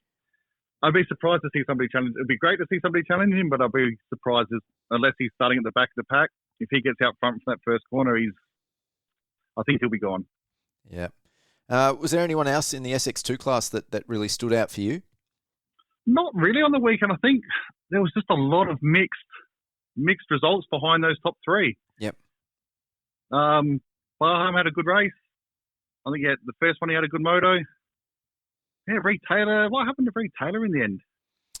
He was pretty consistent. So him and Barham were pretty consistent, but just I think a tick off those guys at the front. Reed had 1/4 in the second race. That was his best result. Yeah. Barham had a 4th in the third race, so that was his best result. But beyond that, they were. I think they were just a little bit back. Caden Minear, 5th overall, and he was just 2 points up on those guys.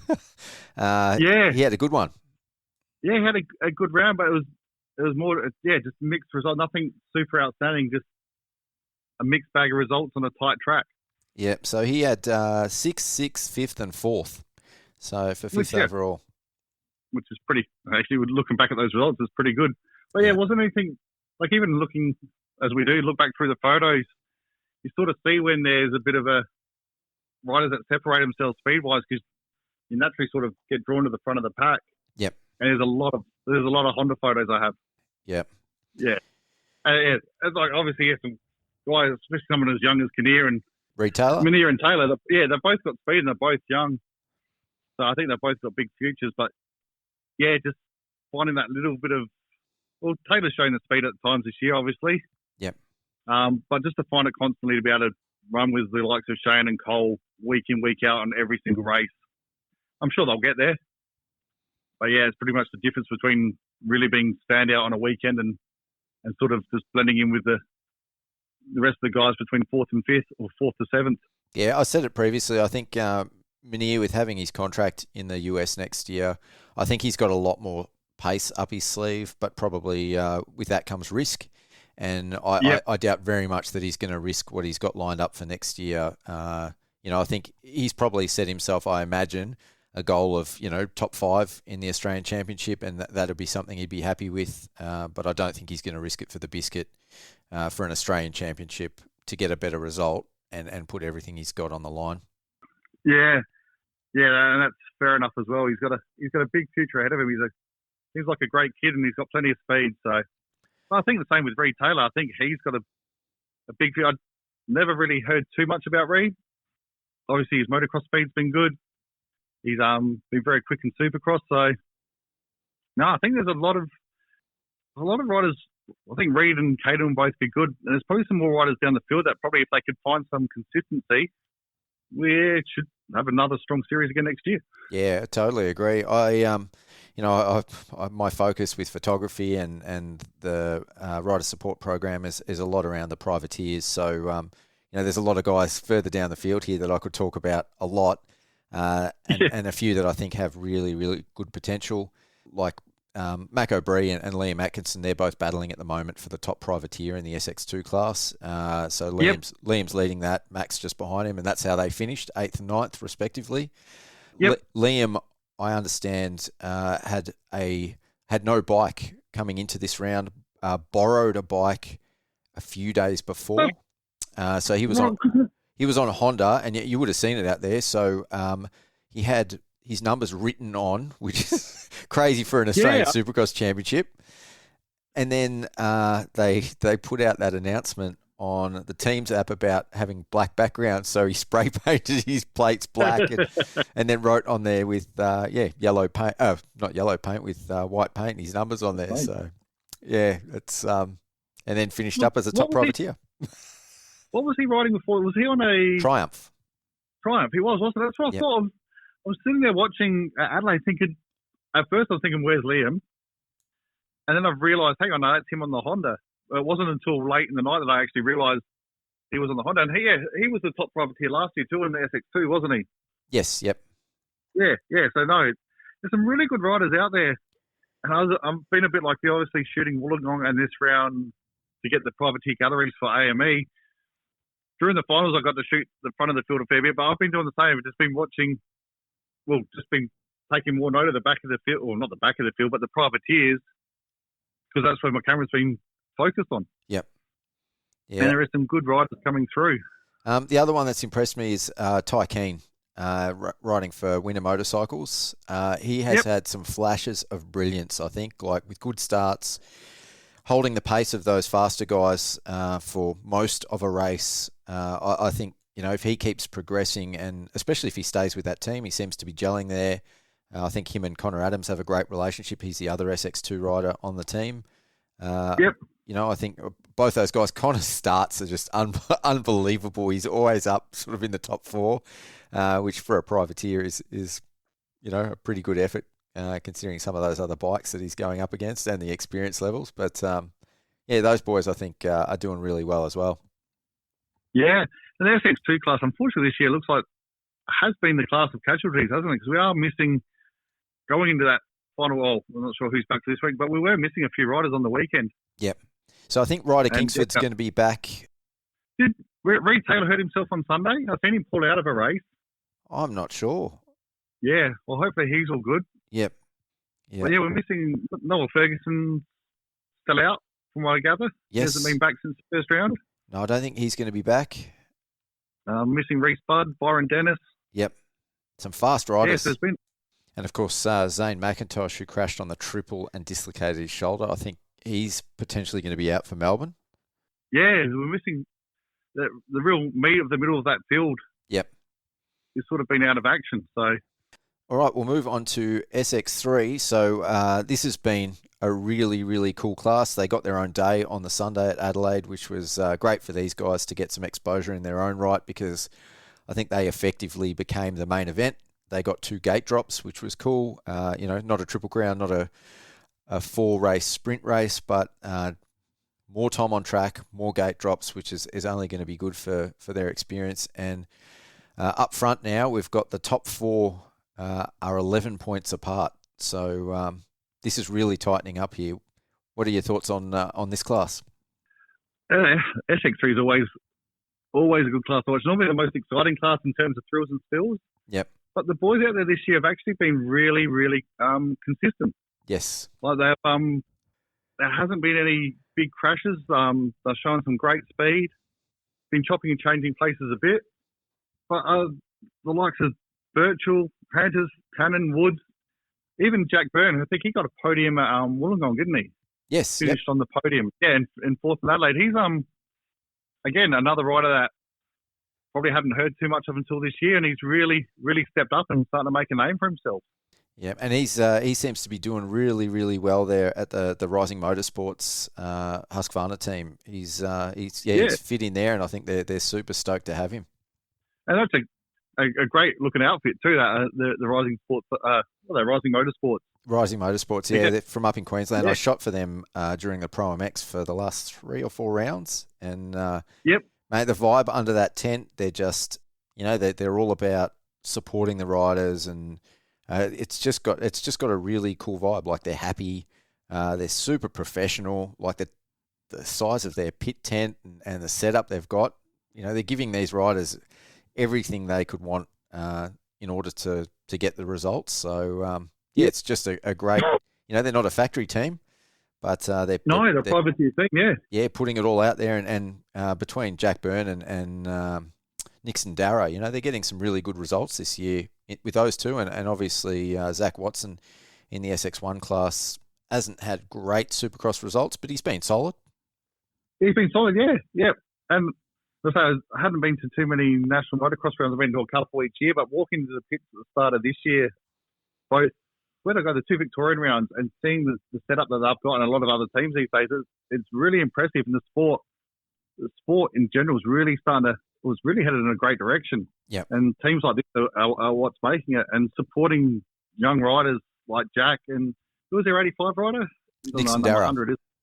Yeah, he's been impressive as well. So it shows if some of these kids can get the support that they need and have a team that believes in them, they can really, really produce some great results. Yep, and mix it up with some of the the more touted prospects.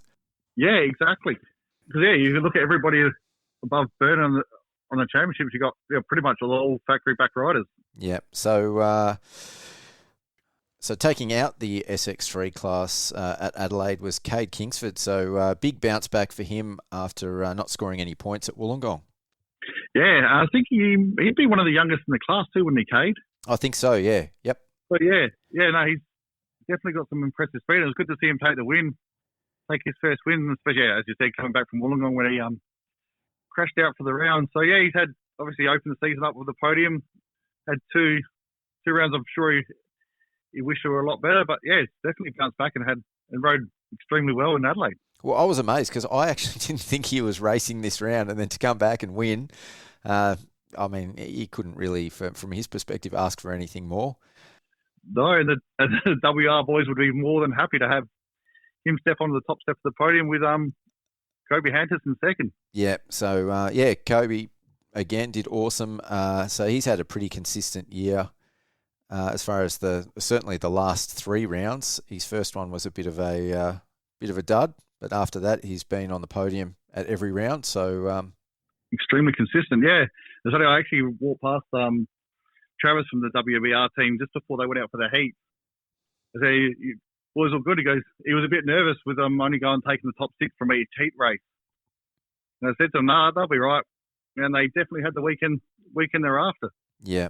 Got through straight through the heat races and won 1-2 for the weekend. So I was going to say, Kobe, he's still a bit of a chance to take the title, but he's going to need another good round and maybe a bit of luck on his side.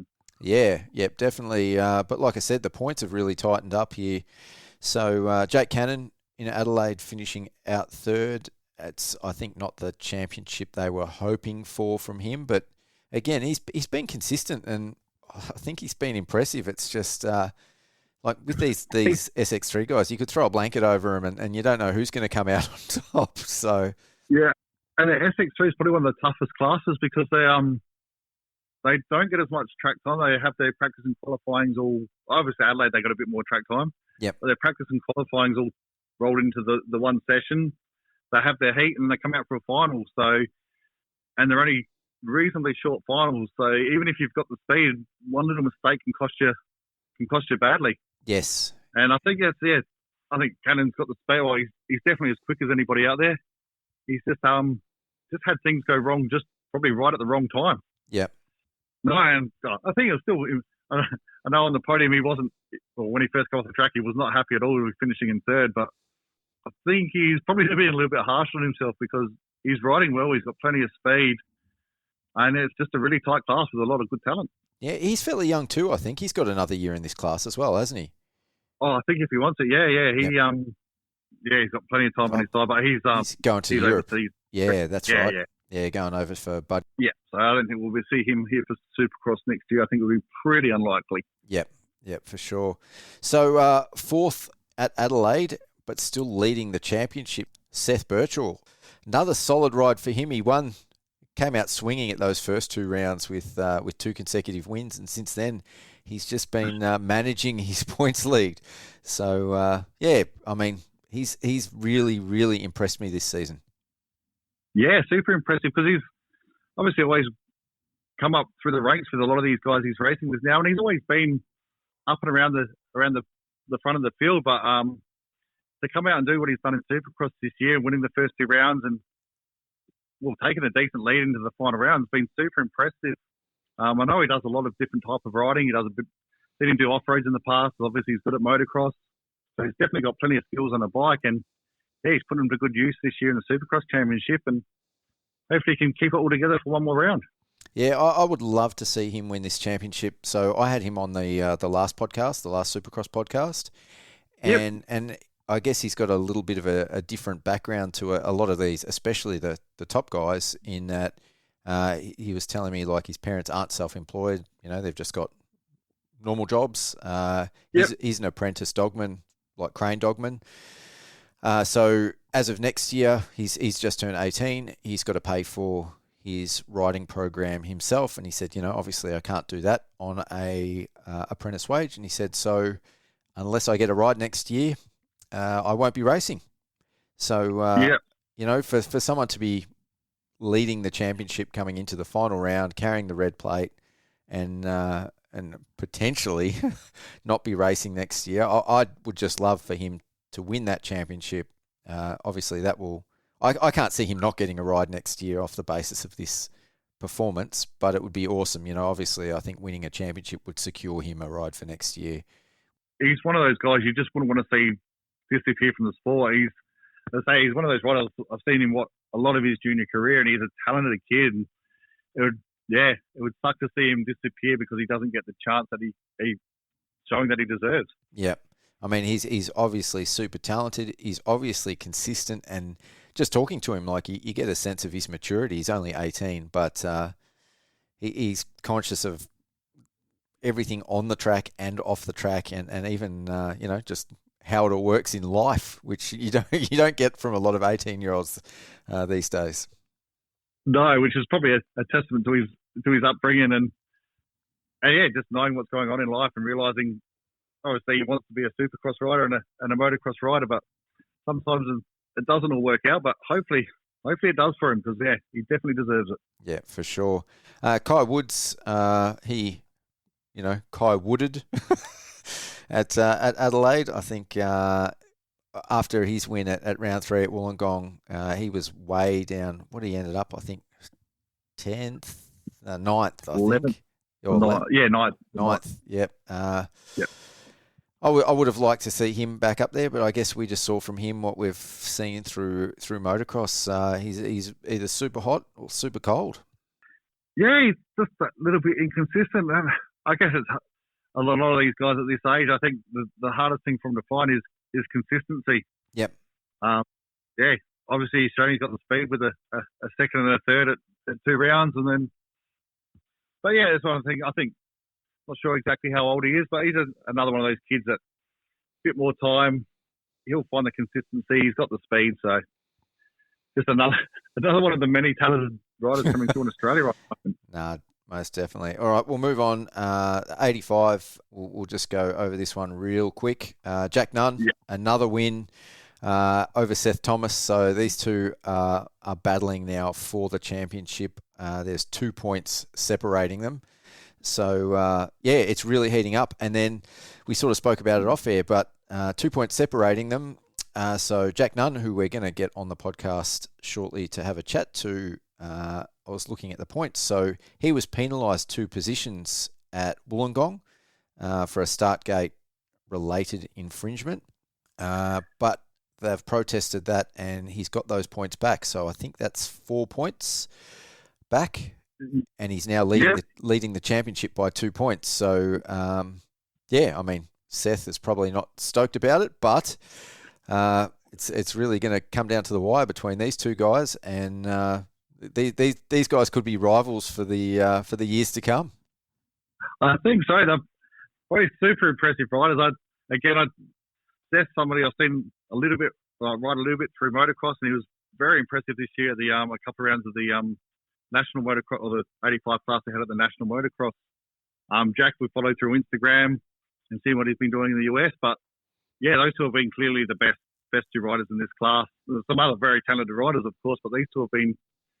And even looking at that point situation now, as much as it has made a difference, it probably really hasn't, because I think the round's going to go down to these two anyway. I think they'll probably go 1-2, and whoever wins is going to win the title. There's only 2 points separate. There'll be a 3-point spread. So as much as it probably does, that's probably not too happy going in 2 points behind instead of 2 points up. I don't think it shouldn't really make a matter at any difference at the end of the day. I think they'll probably go 1-2, and whoever wins, wins. Oh, sorry, Seth finished third at this round. He did. He finished third, yeah. Yep. Yeah, and he got the 20 points because Pete Davey got the second. Yes, yep. Sorry, my bad. Impressive. That's right. But yeah, I guess that the 4 points plus those 2 points could have made a big difference, because then he could have just finished second. Yeah. Yep. So and again, at the first round was the same as well. He finished third, but he's had the 2 wins. So no, it's still going to be good. The 85 race is going to be one to watch for sure. And I think it sounds like it's going to be close to a sold out stadium. So the two boys are going to get their money's worth going for a title, that's for sure. Yep. Third in the championship and fifth or sixth on the day, I think. Richie Lawler, though, speaking as far as the championship goes, he runs third after he had actually a really unfortunate incident at Adelaide that just lost him some positions where he got a bad start. He was actually working his way through the pack and he lost the front end. I wouldn't count him out at Melbourne, because I actually think that he can take the win off Jack Nunn and Seth Thomas. He's too far back now in the points to catch up to them in the championship. But I feel like this kid is getting overlooked way too much in the media that's coming out of the 85 class. Even the Aussie Supercross, they had a post early in the week about the top 5 riders in the 85 class, and he wasn't mentioned. He was on the podium last year at Marvel. He's been, up there seconds and thirds in this championship, and for some reason he's always out of the conversation. Yeah, I'm not sure why that is as well. And again, I haven't seen much of him. Actually, when I seen him the 113 at the first round, I looked into my son Joe. I was like, "Who's 113?" And obviously, Jay being around just a little bit younger than these guys, knew exactly who it was. Yep. But yeah, he's been it looks like he's gone. He's just been off the podium. Obviously, he got the second at the last round. He's just been in those 5th and 6th spots, which is still really good. But I think people sort of just lose focus if you're not first and second or on the podium at every single round. Yes. Yeah, I think you're right. I think he's one of those riders that could cause the upset at the final round. And between him and Nixon Dara, and even Cooper Ford, there probably is 6 different riders that could take the win at the last round. Totally. Well, Richie actually came second in the first race of the 85s at Adelaide. And like I said, I think he would have been maybe 4th in the second race if it wasn't for that mishap. And it would have actually put him, I believe, definitely would have put him on the box. So, yeah, again, it's just, like you said, they're so close. And Cooper Ford hasn't had the season that I know he would have wanted as the defending champion. But come Marvel, he could be up there as well. Yeah, and look, I still think Jack and Seth will be... it'd be good to be proven wrong and have a good 7-way battle for the win, because there is a lot of other quick kids. Obviously, Lawler, Fort, Ford, Dara. Yep. Even Tyson Williams is showing some good speed. I think was it second night in Queensland he was right up there as well. So, and obviously Heath Davies. Heath Davies. Yep. Yeah. So he's got to come back and had a good first right back at Wollongong, and then got right up to speed and got on the box in Adelaide. So yeah, there's a lot of good talent in this 85 class.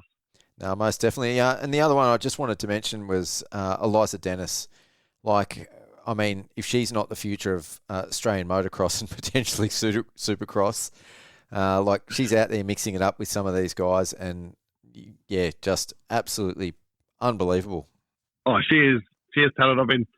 She came over to do a SA state title round a couple of years back on the small wheel, and finished third, and pretty much, yeah, she just blew just about everybody away. Yep. And I sort of didn't know who she was. Obviously, I knew who her brother was at that stage. But, yeah, sort of spotted her progress since then. And she was running up in the top 5 at Hattah until she had a bike malfunction, I think, last year.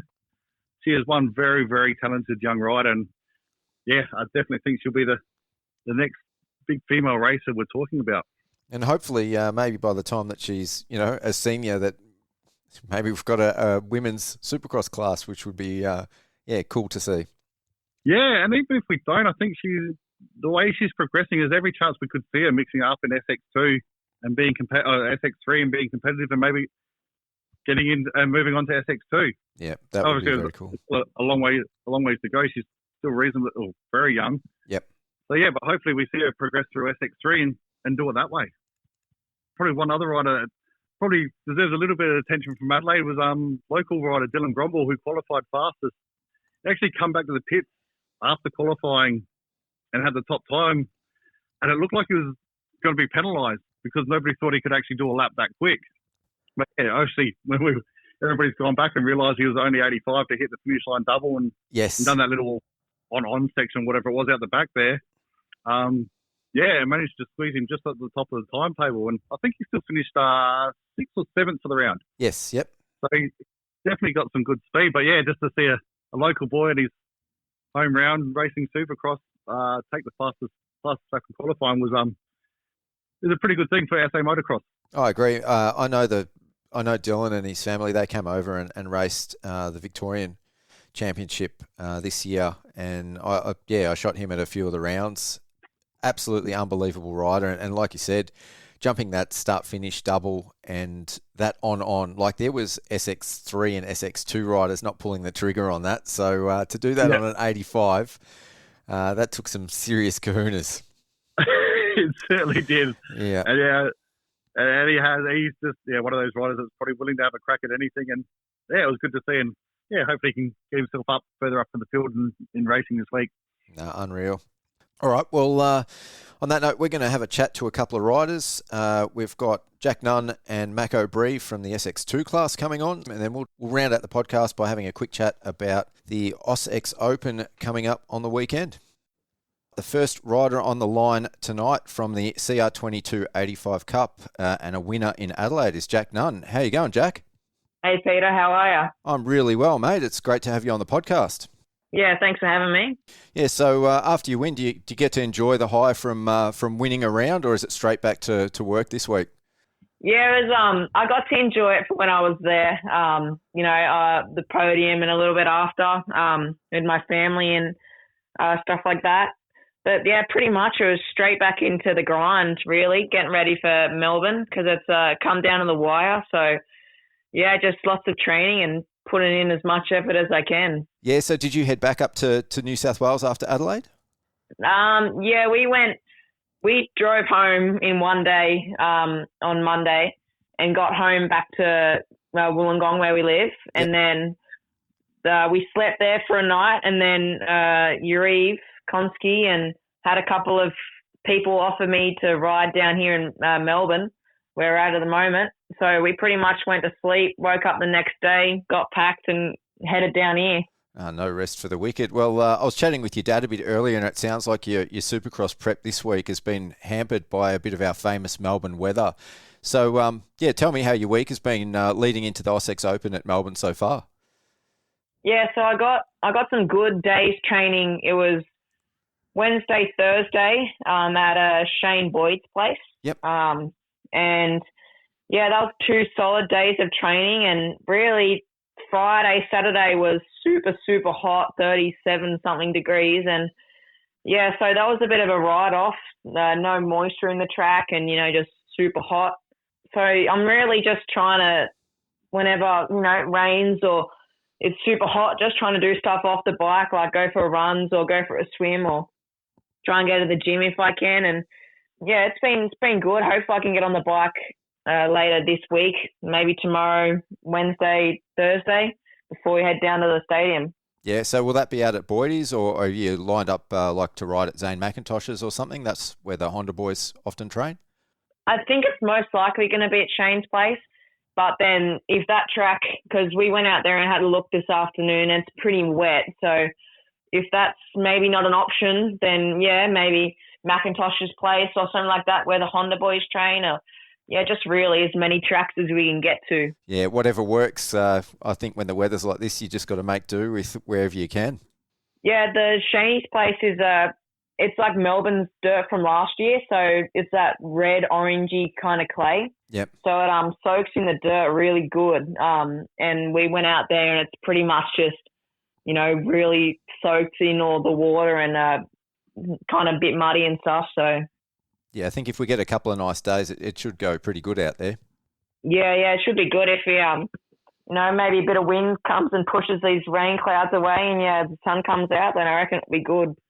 So you finished second in the 85cc class last year. Before we talk about Adelaide a bit, tell me about your 2024 Supercross season so far. It's been a bit of a roller coaster, really. Good results first in the first round on the Saturday night at Redcliffe. And, yeah, I was super pumped to get that out the way. The first one is always the most nerve-wracking, just to see where you fit in and stuff like that. Yeah. And then the third night, it was a bit chaotic, but, we pushed through and ended up getting third, which I was stoked about, not the best, but, we come out and we're tied for first in the points, 45. And then into Wollongong, I got second on the actual race. And then I got penalised a couple of positions and I ended up getting fourth on the official results. And then I obviously won Adelaide. And, yeah, when I was at Adelaide, I got to talk to Kevin Williams, and he said that he was going to, reverse my penalised. Penalty, yep. Yeah, my penalty at Wollongong. So I'd end up getting second officially. So that was good. Got a couple of points back. Yeah, that's, you're leading the championship by 2 points, so every point counts. So just going back to Wollongong quickly, I know a little bit about what happened. From what I've heard anyway, there was a lot of the dirt was getting pushed over the back of that berm and it was starting to encroach on the gates there. What actually happened leading up to the penalty initially? Yeah, so there was a bit of drama on the gate with, who took that what gate and who wants what not. And, yeah, we kind of were about to start the sight lap and the guy down at the start, Cameron, he ended up switching me and this other rider, and I got put right on the inside and right on the left side of the gate. And, yeah, right in front of my gate was like a bit of a powdery berm sort of thing coming into that corner where the 450s and that were going outside triple double before the tunnel jump. Yep. And, so I just don't know what really – I was really mad. So it was a little bit of a daze. But, yeah, I went out and did a little bit of a burnout, I guess, to try and make a bit of a rut for me to get through that powdered berm because it was about up to my knees. So it was pretty big. Yep. And, so I didn't really hear much from the track crew before my actual main started. And then I come off the track and Mick Sinclair told me about it. And, yeah, I was pretty annoyed. But I guess it is what it is. And I learned from that mistake and I just won't do it again. So Yeah, I after the night when I went back and watched the telecast, I think it was the SX2 race before you could see the rider coming out of the first gate, like obviously hits something and does a big wheelie, like the front wheel pops up. So you can see there's something in there. It's too far away to see exactly what it is. But yeah, I guess it's the track builders as well will be conscious of things like that moving forward, because you really don't want dirt encroaching on the gate, and even how close some of the riders coming across that start straight to the gate were. I thought that was pretty, not ideal anyway. Yeah, it's I don't mind that, but because all the crisscrossing across the start straights, it makes more rhythm lanes and a longer track, which I like that. But right in front of the start gate obviously causes roost and a bit of a build up of dirt and stuff like that. So it's a good track and stuff like that, but it gets pretty close with all the roosts and stuff like that. Yeah. So speaking of that, on the events we've had so far, have you had a favourite track or one that you didn't like? Really, to be honest, I really like all the tracks, but I think Wollongong was a bit of a standout for me. Mm-hmm. And I really like the dirt at Wollongong. I felt like it had lots of traction and really enjoyed the rhythm lanes and stuff like that. It was it's like a garden soil. It was really nice. Anyway, it was kind of reminded me a little bit of the Canadian WSX round, that kind of dirt. Yeah, I haven't heard a bad word about it yet, so hopefully they can get that dirt back again in future. Yeah, I really enjoyed that dirt. All right, moving on to Adelaide. What were your thoughts on the 2-day format for each class and the vibe in general, having it all mixed up with the Velo 500?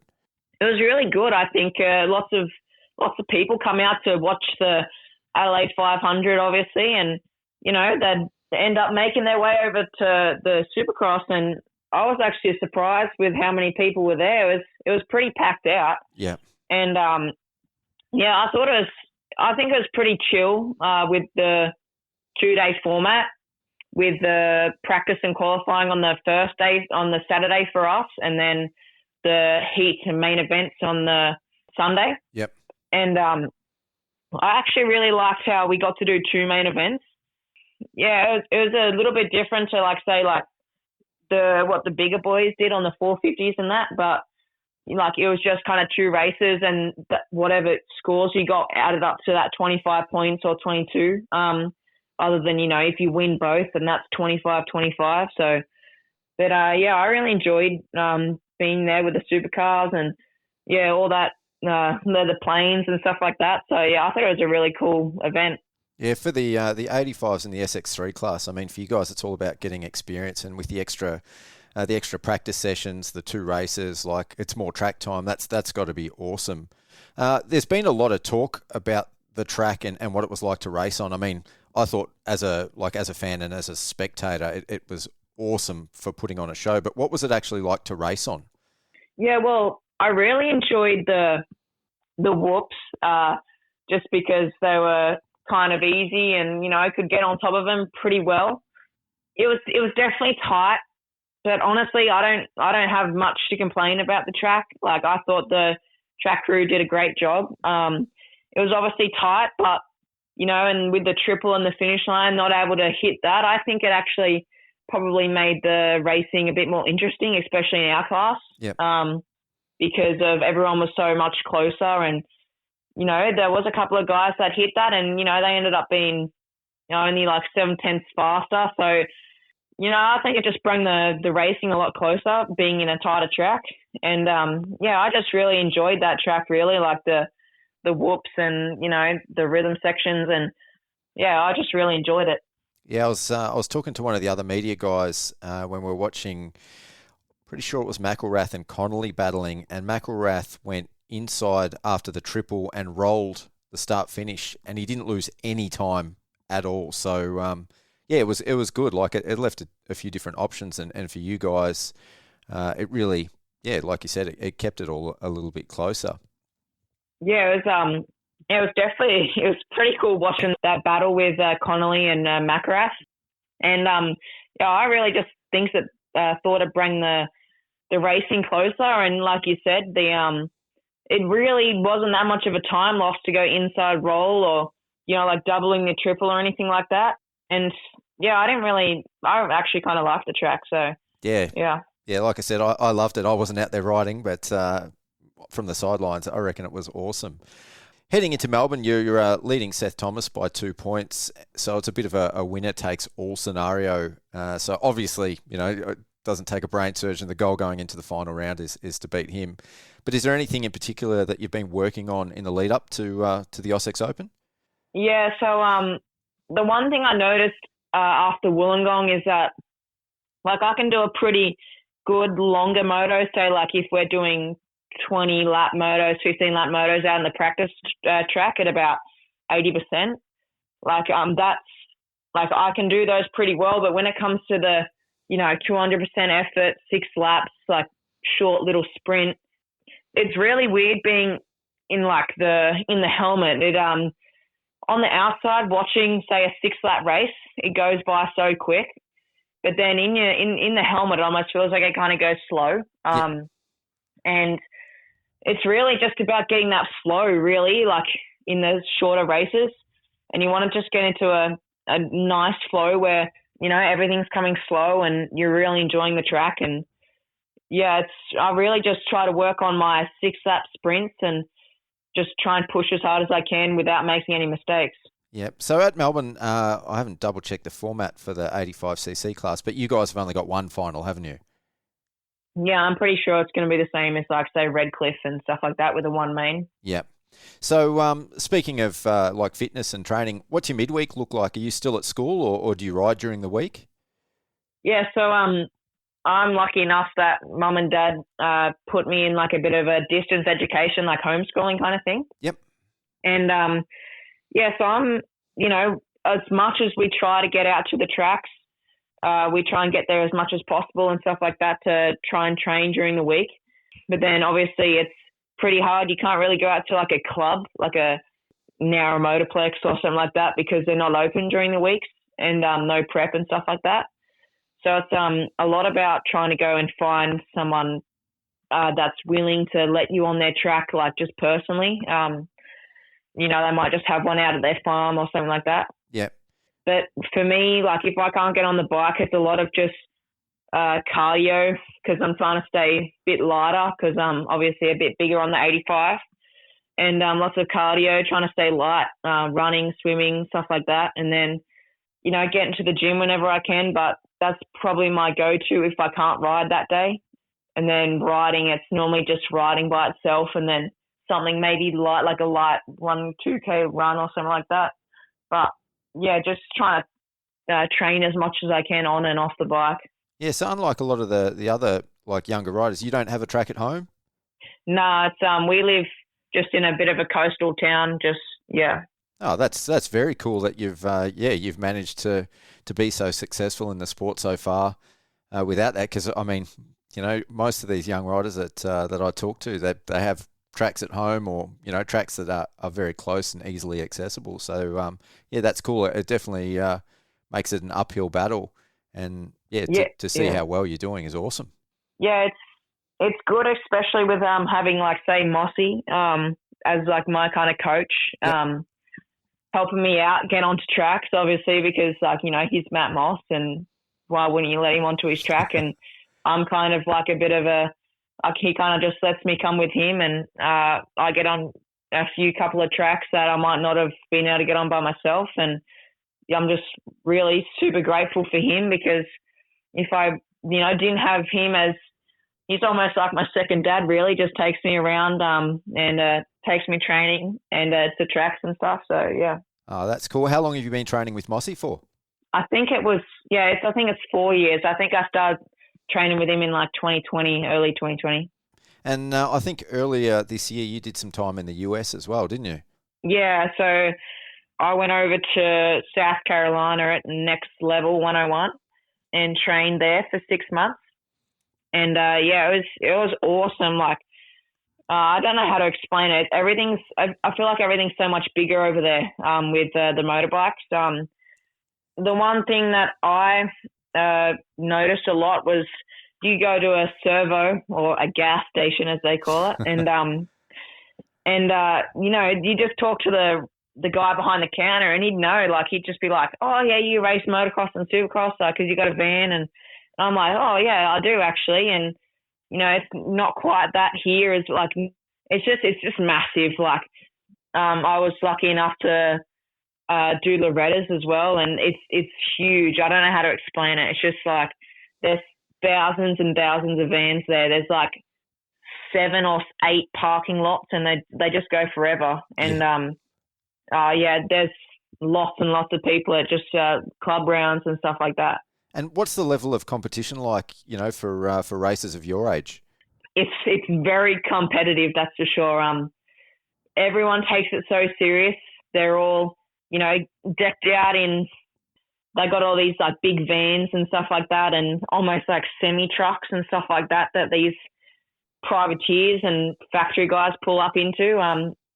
It's just there's always going to be, no matter what race or something you do, there's always going to be a couple of good guys there that can all win. And, they take it very seriously and they're very aggressive as well. That's the one thing I found when I went over there. Like, if you leave the door open by a foot, then they'll ram it in there and push out the way if they need to. Yep. Even if it's for 10th place, 20th place or first place, it doesn't really matter for them. Yeah, it's funny you say that. When I had Cody on the show, Cody O'Lone, he was telling me, because he did some training out at MTF, and he said there was some younger crew out there, and he said, like, as soon as they've got the helmets on, it's all business. He said, like, over here, when you're at the practice track, the Aussies tend to, banter a bit and talk a bit. And he said over there, like, they'll be civil with each other, but the entire time they're training, once the helmet's on, it's all business because, they've all got goals that they want to achieve. Yeah, I found it interesting. Like, say at Loretta's, there'd be, 20, 85 super mini riders, and they all can win, and they're all having a great time. Like, say, swimming in the creek or jumping off trees or something like that. And I was actually pretty surprised to see kind of stuff like that. Yep. They're just, everyone, they're so competitive. Like, they'll rip your head off when they're on the track or on the start line, but then they all just like super chill with each other when it comes to off the bike, and it's like they're the best mates.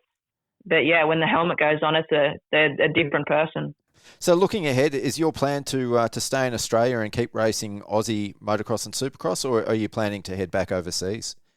I would obviously love to train and go back over there, but it really just depends on what happens in the future. Like, if it's better to stay here and train with a team or something like that, or I'm lucky enough for a team to pick me up, then I'd stay here and train with them, and go out to all these tracks and race all the Australian races and Prime X and stuff like that. But like, obviously the America is so good over there with all the facilities and stuff like that, like club and MTF and stuff like that. So it's really just whatever comes. So we're not too sure yet. It's like I said, I'd love to go back over there, but it's really just whatever comes our way. Well, it's been great having you on the show. Good luck at Melbourne this coming weekend. Before I let you go, Jack, is there anyone that you'd like to mention or thank? Yeah, just Newcastle Power Sports, Mossy, Alpine Stars, 100% MCS, my gloves, Hostile, the Tennessee Graphics. They keep me looking fresh for Melbourne and all the rounds, and Afro Motorsports for doing my suspension, and everyone else, thank you. Oh, awesome, mate. It's like I said, it's been great to have you on, and I look forward to catching up with you on the weekend. Yeah, thanks, Peter. All right, the next rider on the line from the SX2 class is Mackenzie O'Bree. How you going, Mac? Yeah, good. How are you going, Pete? Oh, I'm pretty good, mate. Pretty good. Recovering from Adelaide and still, working through content in the lead up to Melbourne. So it's never a moment's rest. Yeah, I can imagine it'd be flat out. A couple of big days at Adelaide, it'd keep you on your toes for sure. Yeah, well, with press day and then obviously like the drive there and the drive home, it turned out to be like a full 5-day week, and then going through content afterwards as well. So it's been a big round, but I liked the multi-day format. I thought it was pretty cool. It was definitely cool. I'm not going to lie, I was pretty stoked being in SX2, like being able to do Friday, Saturday racing, and then kick back on Sunday, watch some supercars and relax and let the little ones, the SX3 and 85 class, they can have their stress day on Sunday. So you hung around for the whole weekend? Pretty much. I'm pretty like I'm based in Swan Hill, so not based in Swan Hill, but home is Swan Hill for me, so I can sort of stay a little bit longer on the weekend when it's in Adelaide. It's only 5 hours, I think, from us, so yeah, it worked out pretty good. Oh, that's cool. So what's the week been like since Adelaide? You been back on the bike? Not the week, but since Adelaide, it's been flat stick. It's actually harvest time here at home, so all the farmers are going like cuts, mate. I work on a grain receival site, so being in a little bit more of a higher up position there this year, so straight home and straight into it, doing 13-hour days for the last sort of week, I guess. So it's been a bit of a bummer not being able to get on the bike as regularly, but I make it work. I think it's a good chance, I guess, to get away from bikes, so if you'd want to put it that way. But I certainly juggle it, and I don't mind doing it. It keeps me on my toes and keeps me busy. So privateer life, mate. You got to pay for it somehow, don't you? That's right, you do. Yep. So are you running like a full privateer effort? Are you like funding the whole thing, or you got support from other people or other businesses? We've sort of, with the help, I mean, we fund most of it through, like, obviously mum and dad. I think I wouldn't be alone in saying that there's not many riders out there that without the support of mum and dad, it just doesn't happen. So we fund most of it, but then obviously we have a massive support from Elliott Brothers, Dave Tuddy and the crew. There in Bendigo have been massive for me. The last couple of years they have thrown so much my way, just trying to keep me at the races, and not only that, but also off bike stuff as well. Dave's uncle Scott Tuddenham runs a boxing gym and does yoga and that sort of stuff, and he's been a big part of keeping me, I guess, both physically fit and mentally fit too. He's taught me a lot over the last couple of years and got me to love racing a bit more again. And the whole Elliott Bros crew is massive. And then Mally Physio here at home is another big one. And then, a few of our local businesses have chipped in for the Supercross series. So a bit of everyone chipping in. Choice through suspension, Fox with my gear. Fox has been awesome this year with my gear. Keep me looking awesome, and just whenever I need something, they've been great. They just sort of say, "Yep, let's get it done," and send it my way. So without all their help, it doesn't happen. You can never sort of say you do it all yourself. There's definitely always people there in the background chipping in. So. Yeah, so it looks like you've got pretty much all bases covered. So as far as the mechanical stuff, do you do that yourself, or do Elliott Bros help you out with that as well? They help out. They usually do stuff like top end rebuilds and whatnot.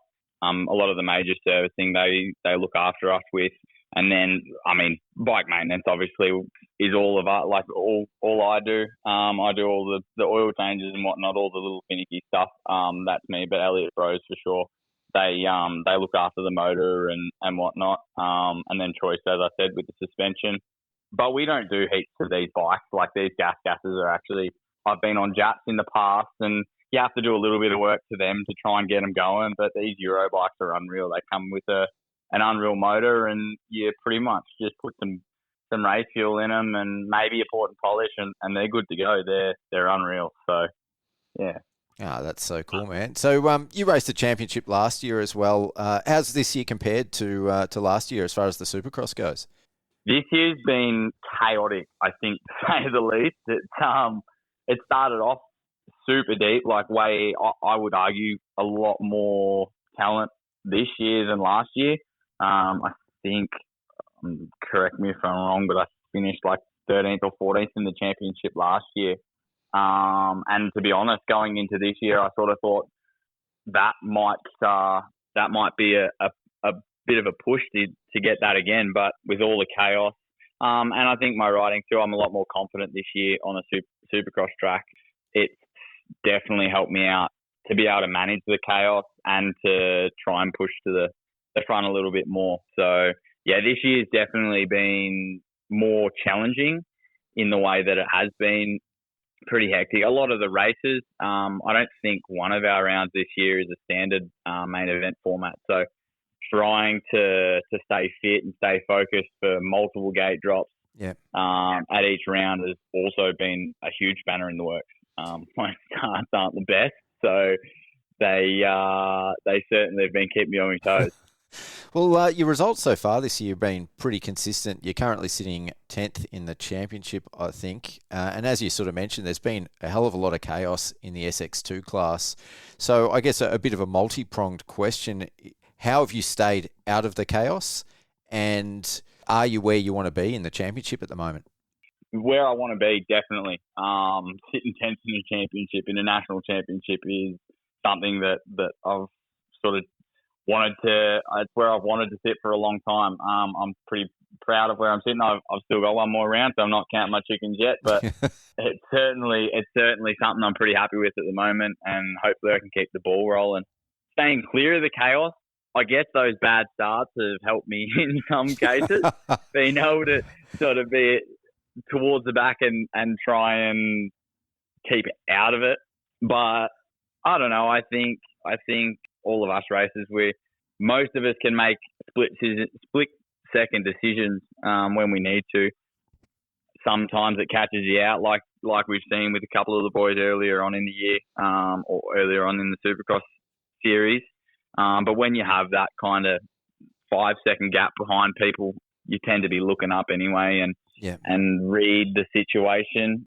And I think, too, having a mindset of going out the first couple of laps, you want to attack for sure, but keep your defences up for the first couple of laps. You know it's going to be pretty chaotic. There's going to be people trying to saw your front wheel off, and potentially you're going to be bumping people mid-air and whatnot. So you've just got to be super cautious, I guess, for the first couple of laps. That's always something. I guess I've always probably been a cautious rider, so that probably plays in my favour a little bit for sure. So I think some of the chaos that we've seen, that's sort of almost synonymous with the SX3 class, but the SX3 class they've been pretty good this year. What do you think's contributed to some of the accidents and everything that we've seen in the SX2 class? Is it just slightly lack of inexperience? Is it the age where people are sort of just a little bit impatient? Has it been the tracks? In your opinion, why do you think this year has been, we've got so many riders sitting out of the SX2 class now? I think we had 16 on the gate at Adelaide from, well into the 20s at Redcliffe. We had a lot more riders in the class then. What do you think's contributed to that attrition rate? I think, like you said, there's a little bit of, not that I'm experienced in any way, shape or form, but I think maybe a little bit of inexperience. I feel like our class is on the younger side. You look at Ryder Kingsford, Byron Dennis, and I'm sure there's plenty of others that are only a couple of years out of SX3 and MX3. So there is definitely a little bit of a lower age amongst quite a few of the riders. And not only that, but I think there's probably a handful of riders too that have a point to prove. I look at Reece Budd. Unfortunately, he went down pretty hard, and he's one that probably really wants to get out there and show everyone what he's capable of. I remember as a junior, he was always just an animal, and I reckon he'd be wanting to really prove that in the senior ranks as well. So there's definitely a bit of an experience, but also I think there's a lot of hunger there that maybe blindsides some people from making a safe decision and taking risks. So that's kind of what I reckon is maybe contributing to it a little bit. No, I totally agree because, I've heard some talk about the tracks and the number of starts, and from a fan perspective, the number of starts have actually added so much to the racing this year. They've made it so much more exciting. They've definitely increased the level of action. But you can't sort of blame the crashes on that, I don't think, because we haven't seen the same number of crashes in any of the other classes, be it the 85s, the SX3 or the SX1 guys. So what you've sort of said is probably on the money. There's a lot of young, hungry, probably slightly impatient guys racing SX2, and they're all fast. Like, it's a deep class. Yeah. Fergo's another one. He's like a bull at a gate when he's on a bike. Yep. You get to, like, I kind of get to see him here and there. Like, I ride with Terry, Caleb Goulet a little bit, and they're good mates. And he's so I guess, chill off the bike. And then when he's on a bike, he's just so loose and so fast. And it's such a cool thing to see. But yeah, it can bite a little bit sometimes, I think. So moving towards Adelaide, what were your thoughts on the track there and the event as a whole, like mixing it in with the Velo 500? Man, when you're talking about the track, it was so tight. I think from the rumours that I heard were that they had an allocation of what the size of the track could be, and then there was the 3 metre runoff either end that was either forgotten or not included or something, but they end up losing a heap of room to build the track, and it was tight. I think a lot of the jumps were probably maybe close to spec, but a little bit shorter, so it definitely caught a few people out. It definitely caught me out. Qualifying, I think, well, not caught me out, but the track bit me on Friday. In quali, I seat bounced into a 3 in and came up way too short, and went over the bars and banged my bike up pretty good. I don't know how I got out of it scot-free, but yeah, the track was super gnarly, but it was a fun track. The dirt's like here at home, so that was a nice little touch. It was something that I was familiar with. But yeah, I once I got sort of comfortable with it and worked out the rhythms and stuff, I was fine. Just that initial sort of practice qualifying session was a bit daunting, but yeah, the rest of it was fine. In terms of mixing it in with the supercars, it was sick. The event was so packed. Like, no matter where you were, there were people cruising around, either over in their paddock, over in the supercars paddock, or coming over to watch us do our racing. I think it's great exposure for our sport. I mean, you're getting petrol heads in one spot and getting as many different motor racing disciplines as you can. It's a recipe that's going to work no matter how you look at it. So I think it was a great initiative, and hopefully in years to come they can expand on, like, maybe make our tracks a little bit bigger and make our event mix in and be a little bit more of a showcase with alongside with the supercars. I think it was a great idea, and it was executed pretty well. Yeah, I totally agree. I went to the Supercross when it was held in conjunction with the MotoGP at Phillip Island. I think it was in 2012 and 2013. And they sort of had the same idea to capitalise on the bigger crowds that come to road racing.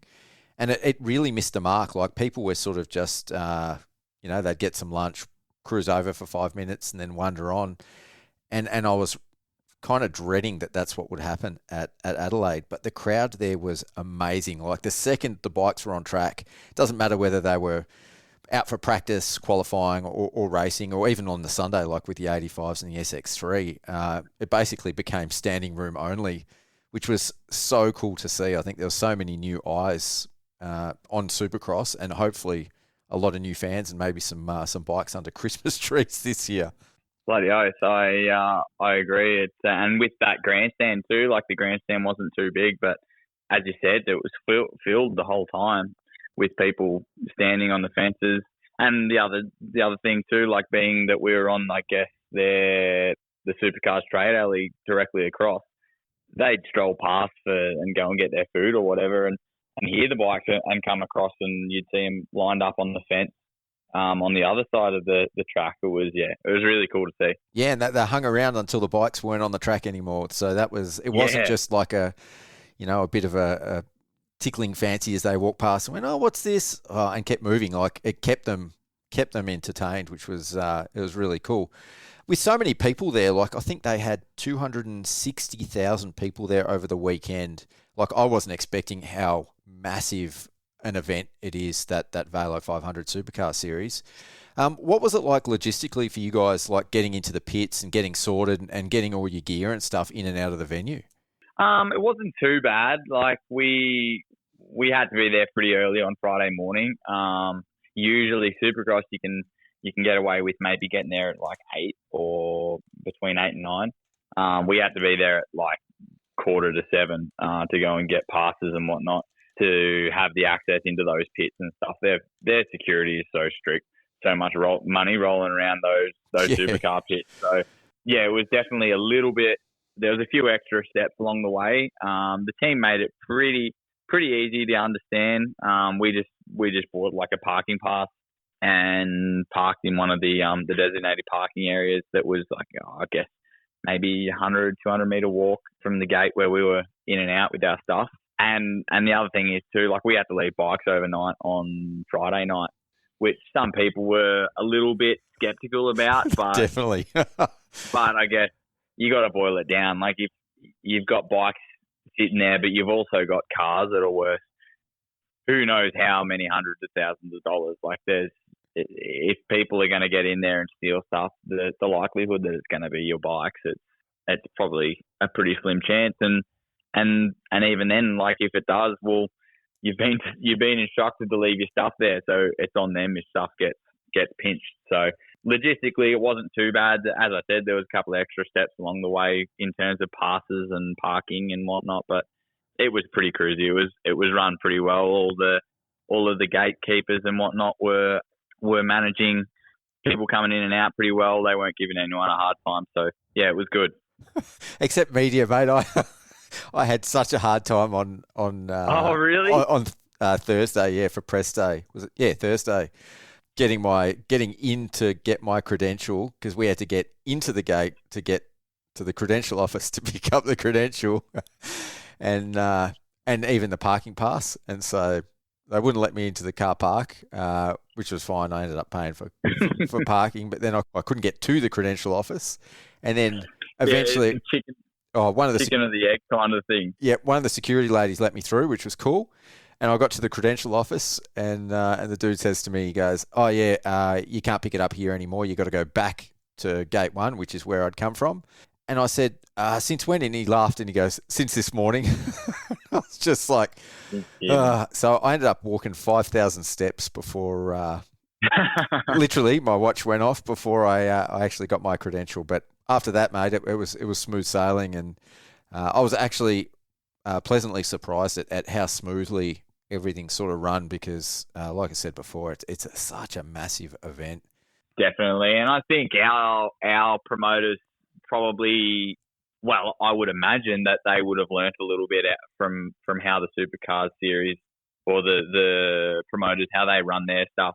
They're so professional, and I really hope that our Supercross series got to learn a little bit how they work in terms of all that little behind the scenes stuff, like you say, with getting in and getting your credentials and getting your passes and whatever. I think there's definitely a lot to be learnt from our series. We're so small when you boil it down compared to these other car racing scenes. So there's definitely a lot to be learned, and I hope they did, and I'd imagine they would have.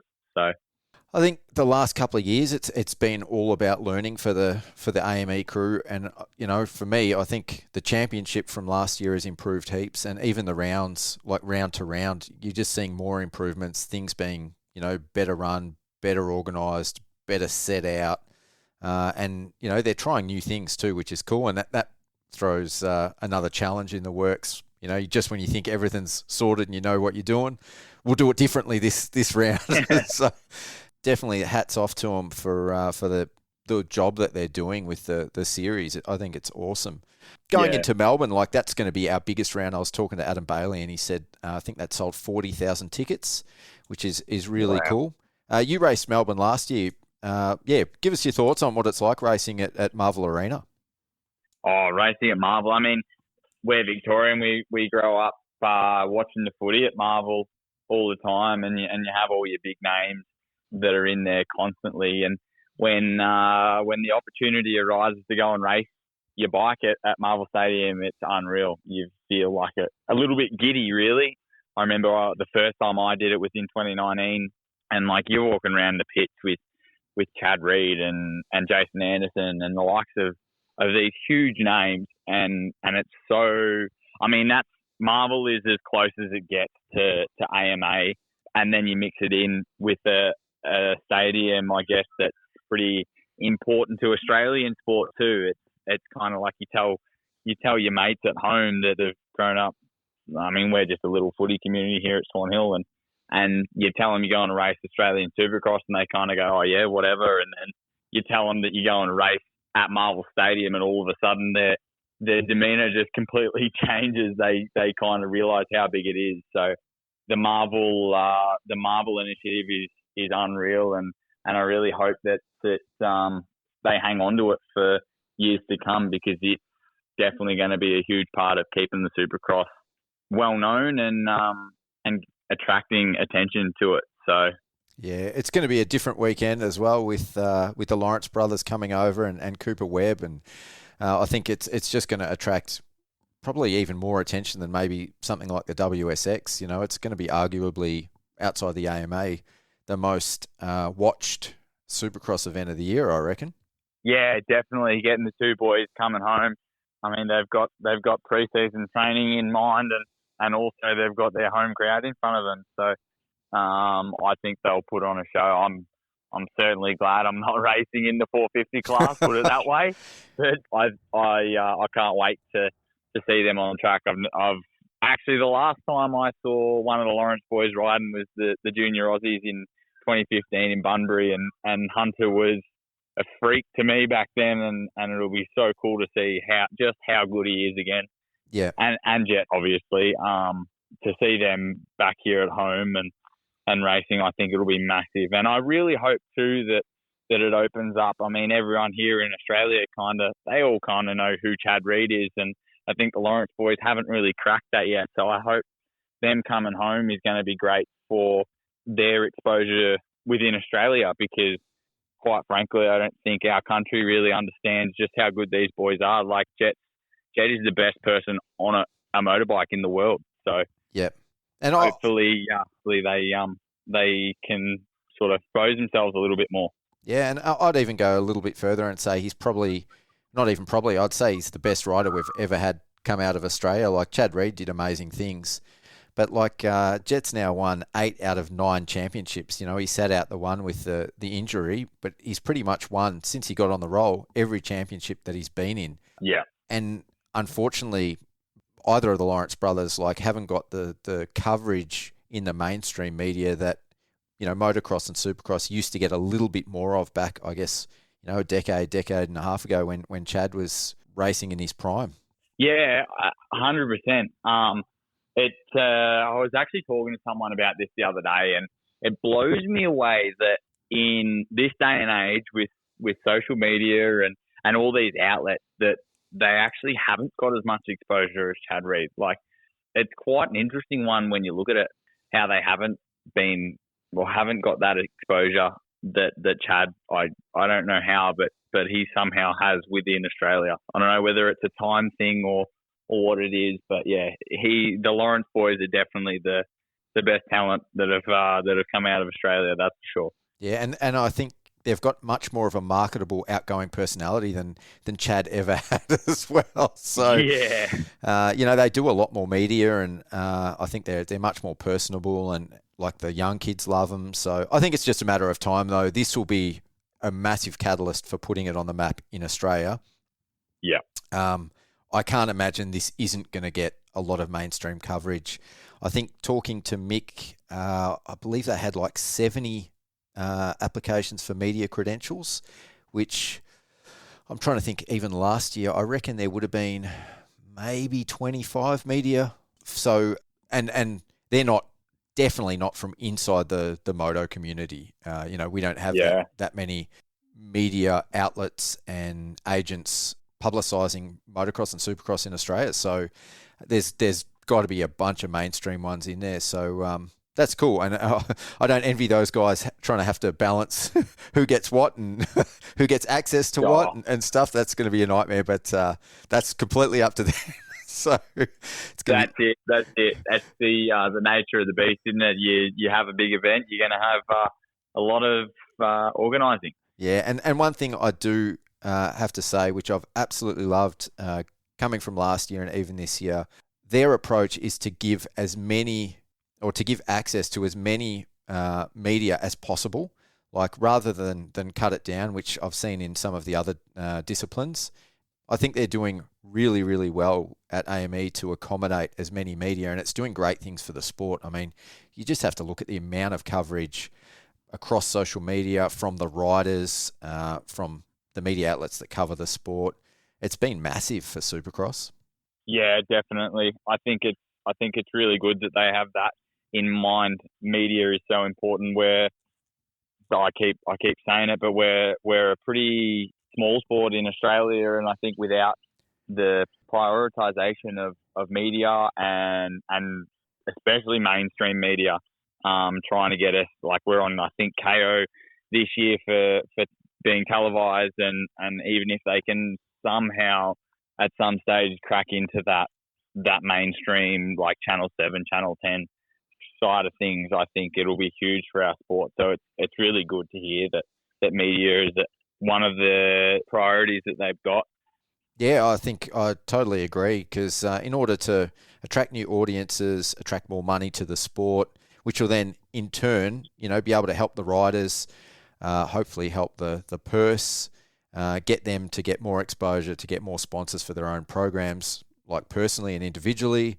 There's no downside. There's absolutely no downside to getting more exposure and growing the sport, and I think that's what we want to do.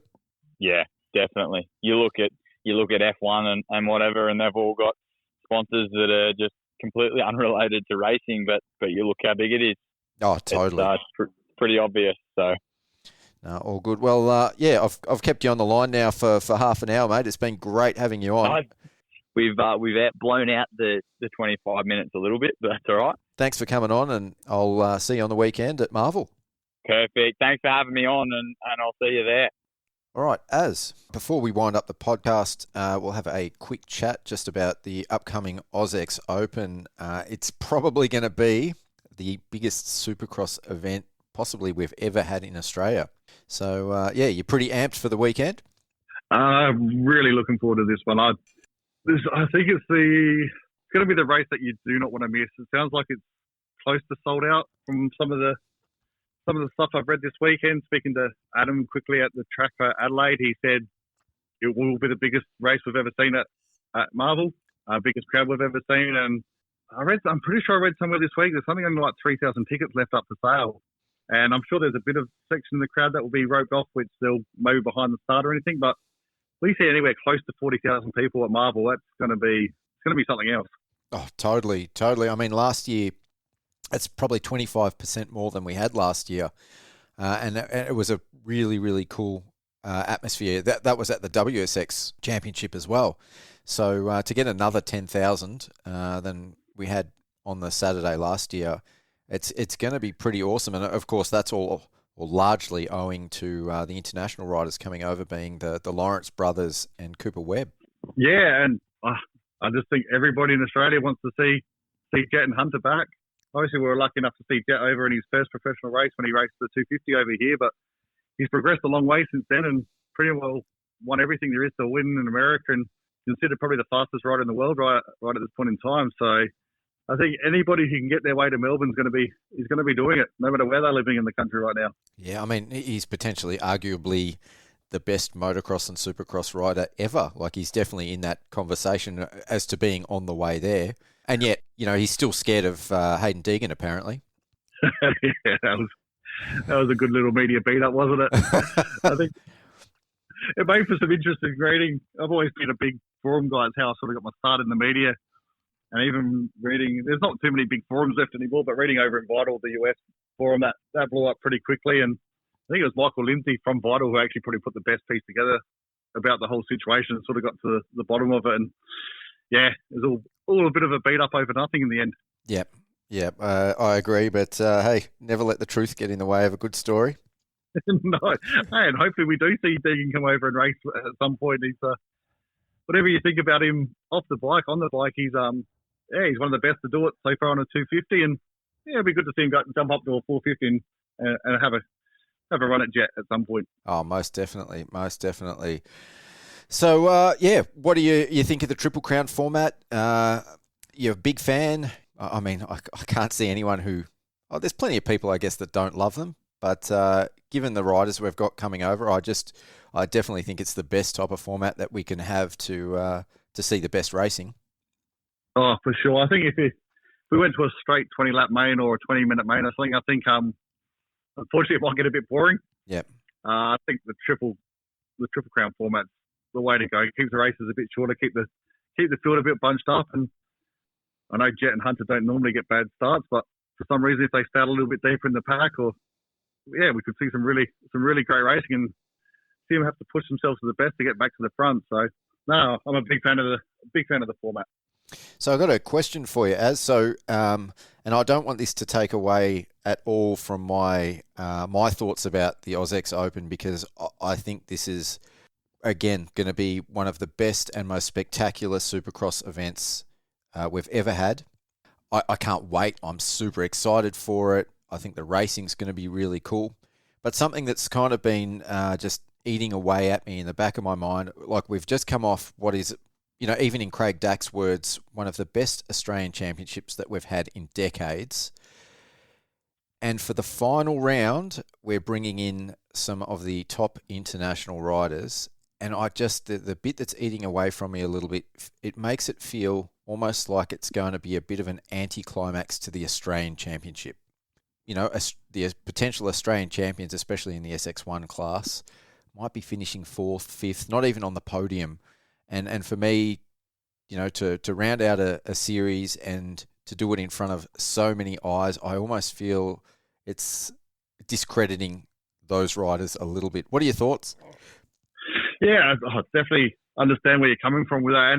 And I think it's happened before with the championship where we have the big names come over for the final round and the fastest 3 riders on the night stand on the podium, and then the guys who weren't on the podium come up and stand on the series podium. But by then, most of the crowd's focus has sort of wandered. Yeah, I think it's one of those tough ones because, as you said, it's going to be the biggest, best Supercross we've ever seen. We've got 3 of the best riders ever to do it coming back for the race. And you don't want to lose that aspect of it.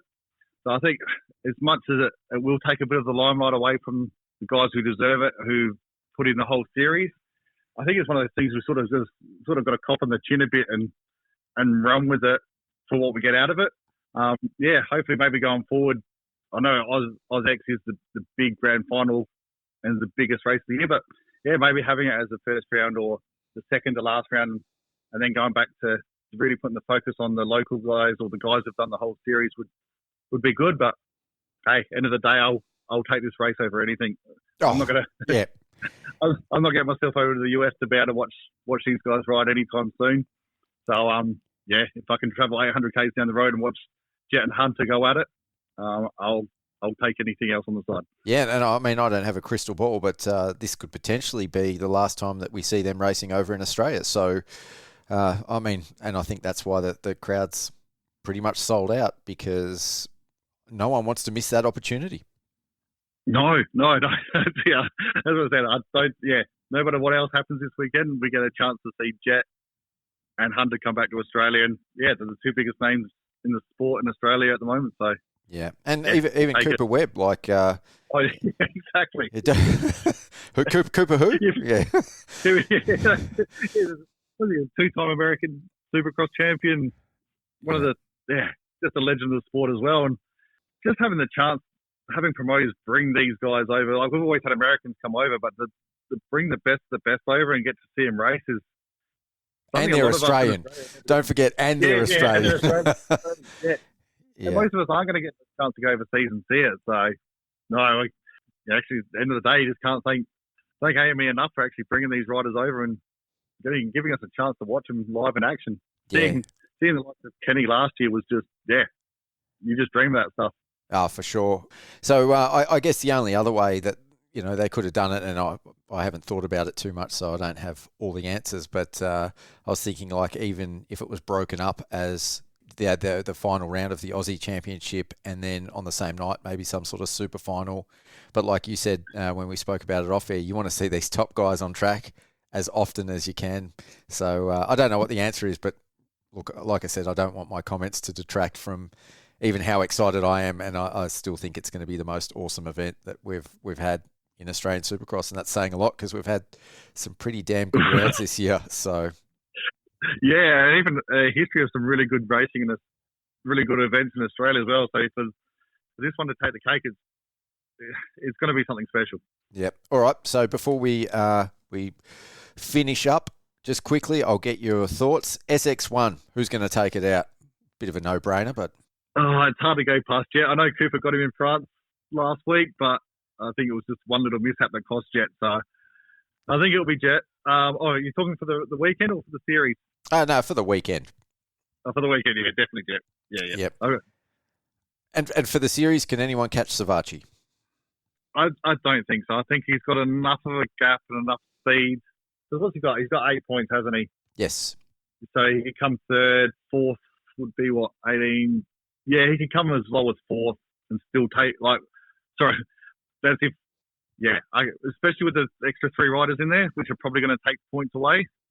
If it was standard points, if he finished fourth and Wilson finished first, he's still guaranteed to win. Yep. Yeah, so add the extra 3 riders in there, the points gap between the points, each position gets smaller as you get further down. So, yeah, it's hard to see him losing it. SX2, who you got? I think with the gap he's got, Shane, he's got too much experience he pretty much just needs to go out there. He'd be the same. He probably doesn't even need a podium this weekend. So could we see with his gap, like if he potentially isn't going to risk it for the biscuit, could we see Connolly up there on the top step? Well, he's a chance. I don't know if McElrath is the type of guy who's going to definitely throw a race. I don't think so. I think he looks like the type of guy who likes to win, and there's probably a little bit of extra bonus money there for the round wins as well. But it could be a possibility. If he goes into the last round and he just needs a top 10, he could play safe, get through that first quarter upright, pick off a couple of riders and guarantee a title, and it might be enough in a triple crown format for someone like Connolly to come through and take the win. Yeah.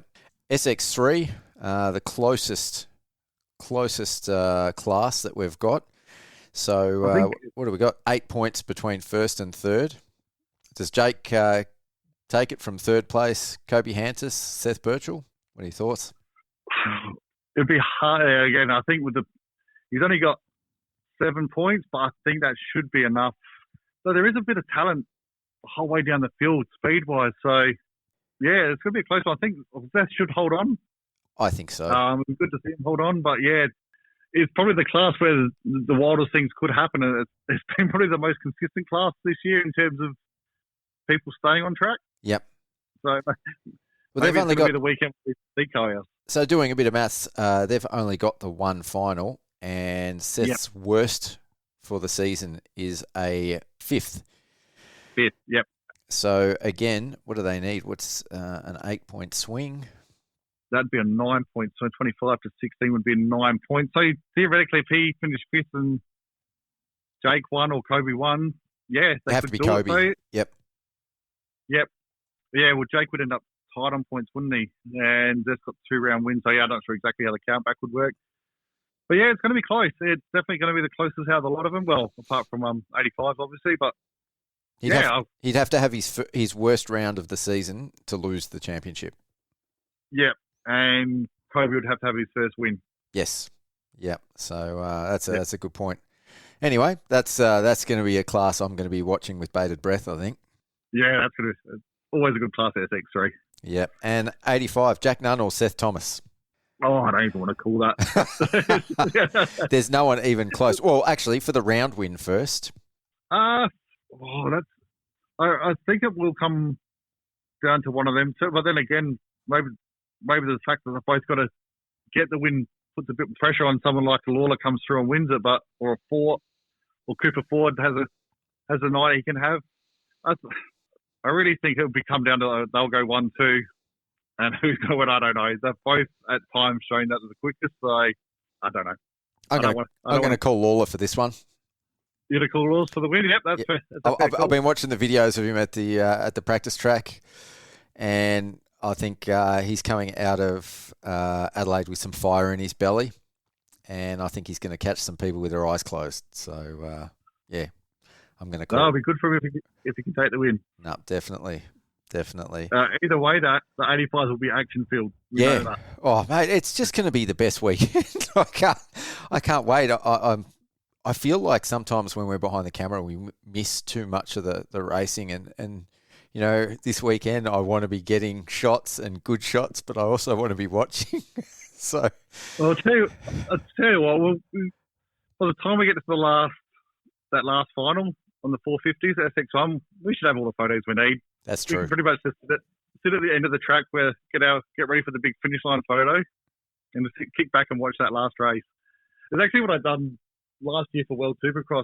I had so much going on that weekend with my daughter dancing. I was like, well, I'm not even going to bother trying to get out there and shoot. And I just went up and sat in the stands. It was the first time in years I just went and watched the Supercross.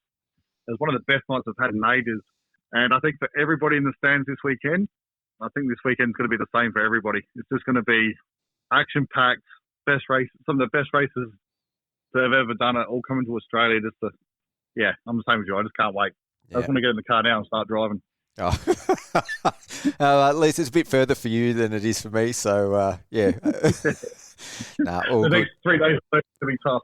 That's it. Well, thanks heaps, Az, for coming on the podcast. It's been great chatting with you, mate. I'd definitely love to do it again. It's gone a lot longer than normal, but there's been so many talking points coming out of Adelaide, and I think we're going to have even more after Melbourne. So it's going to be a great way to finish off the championship.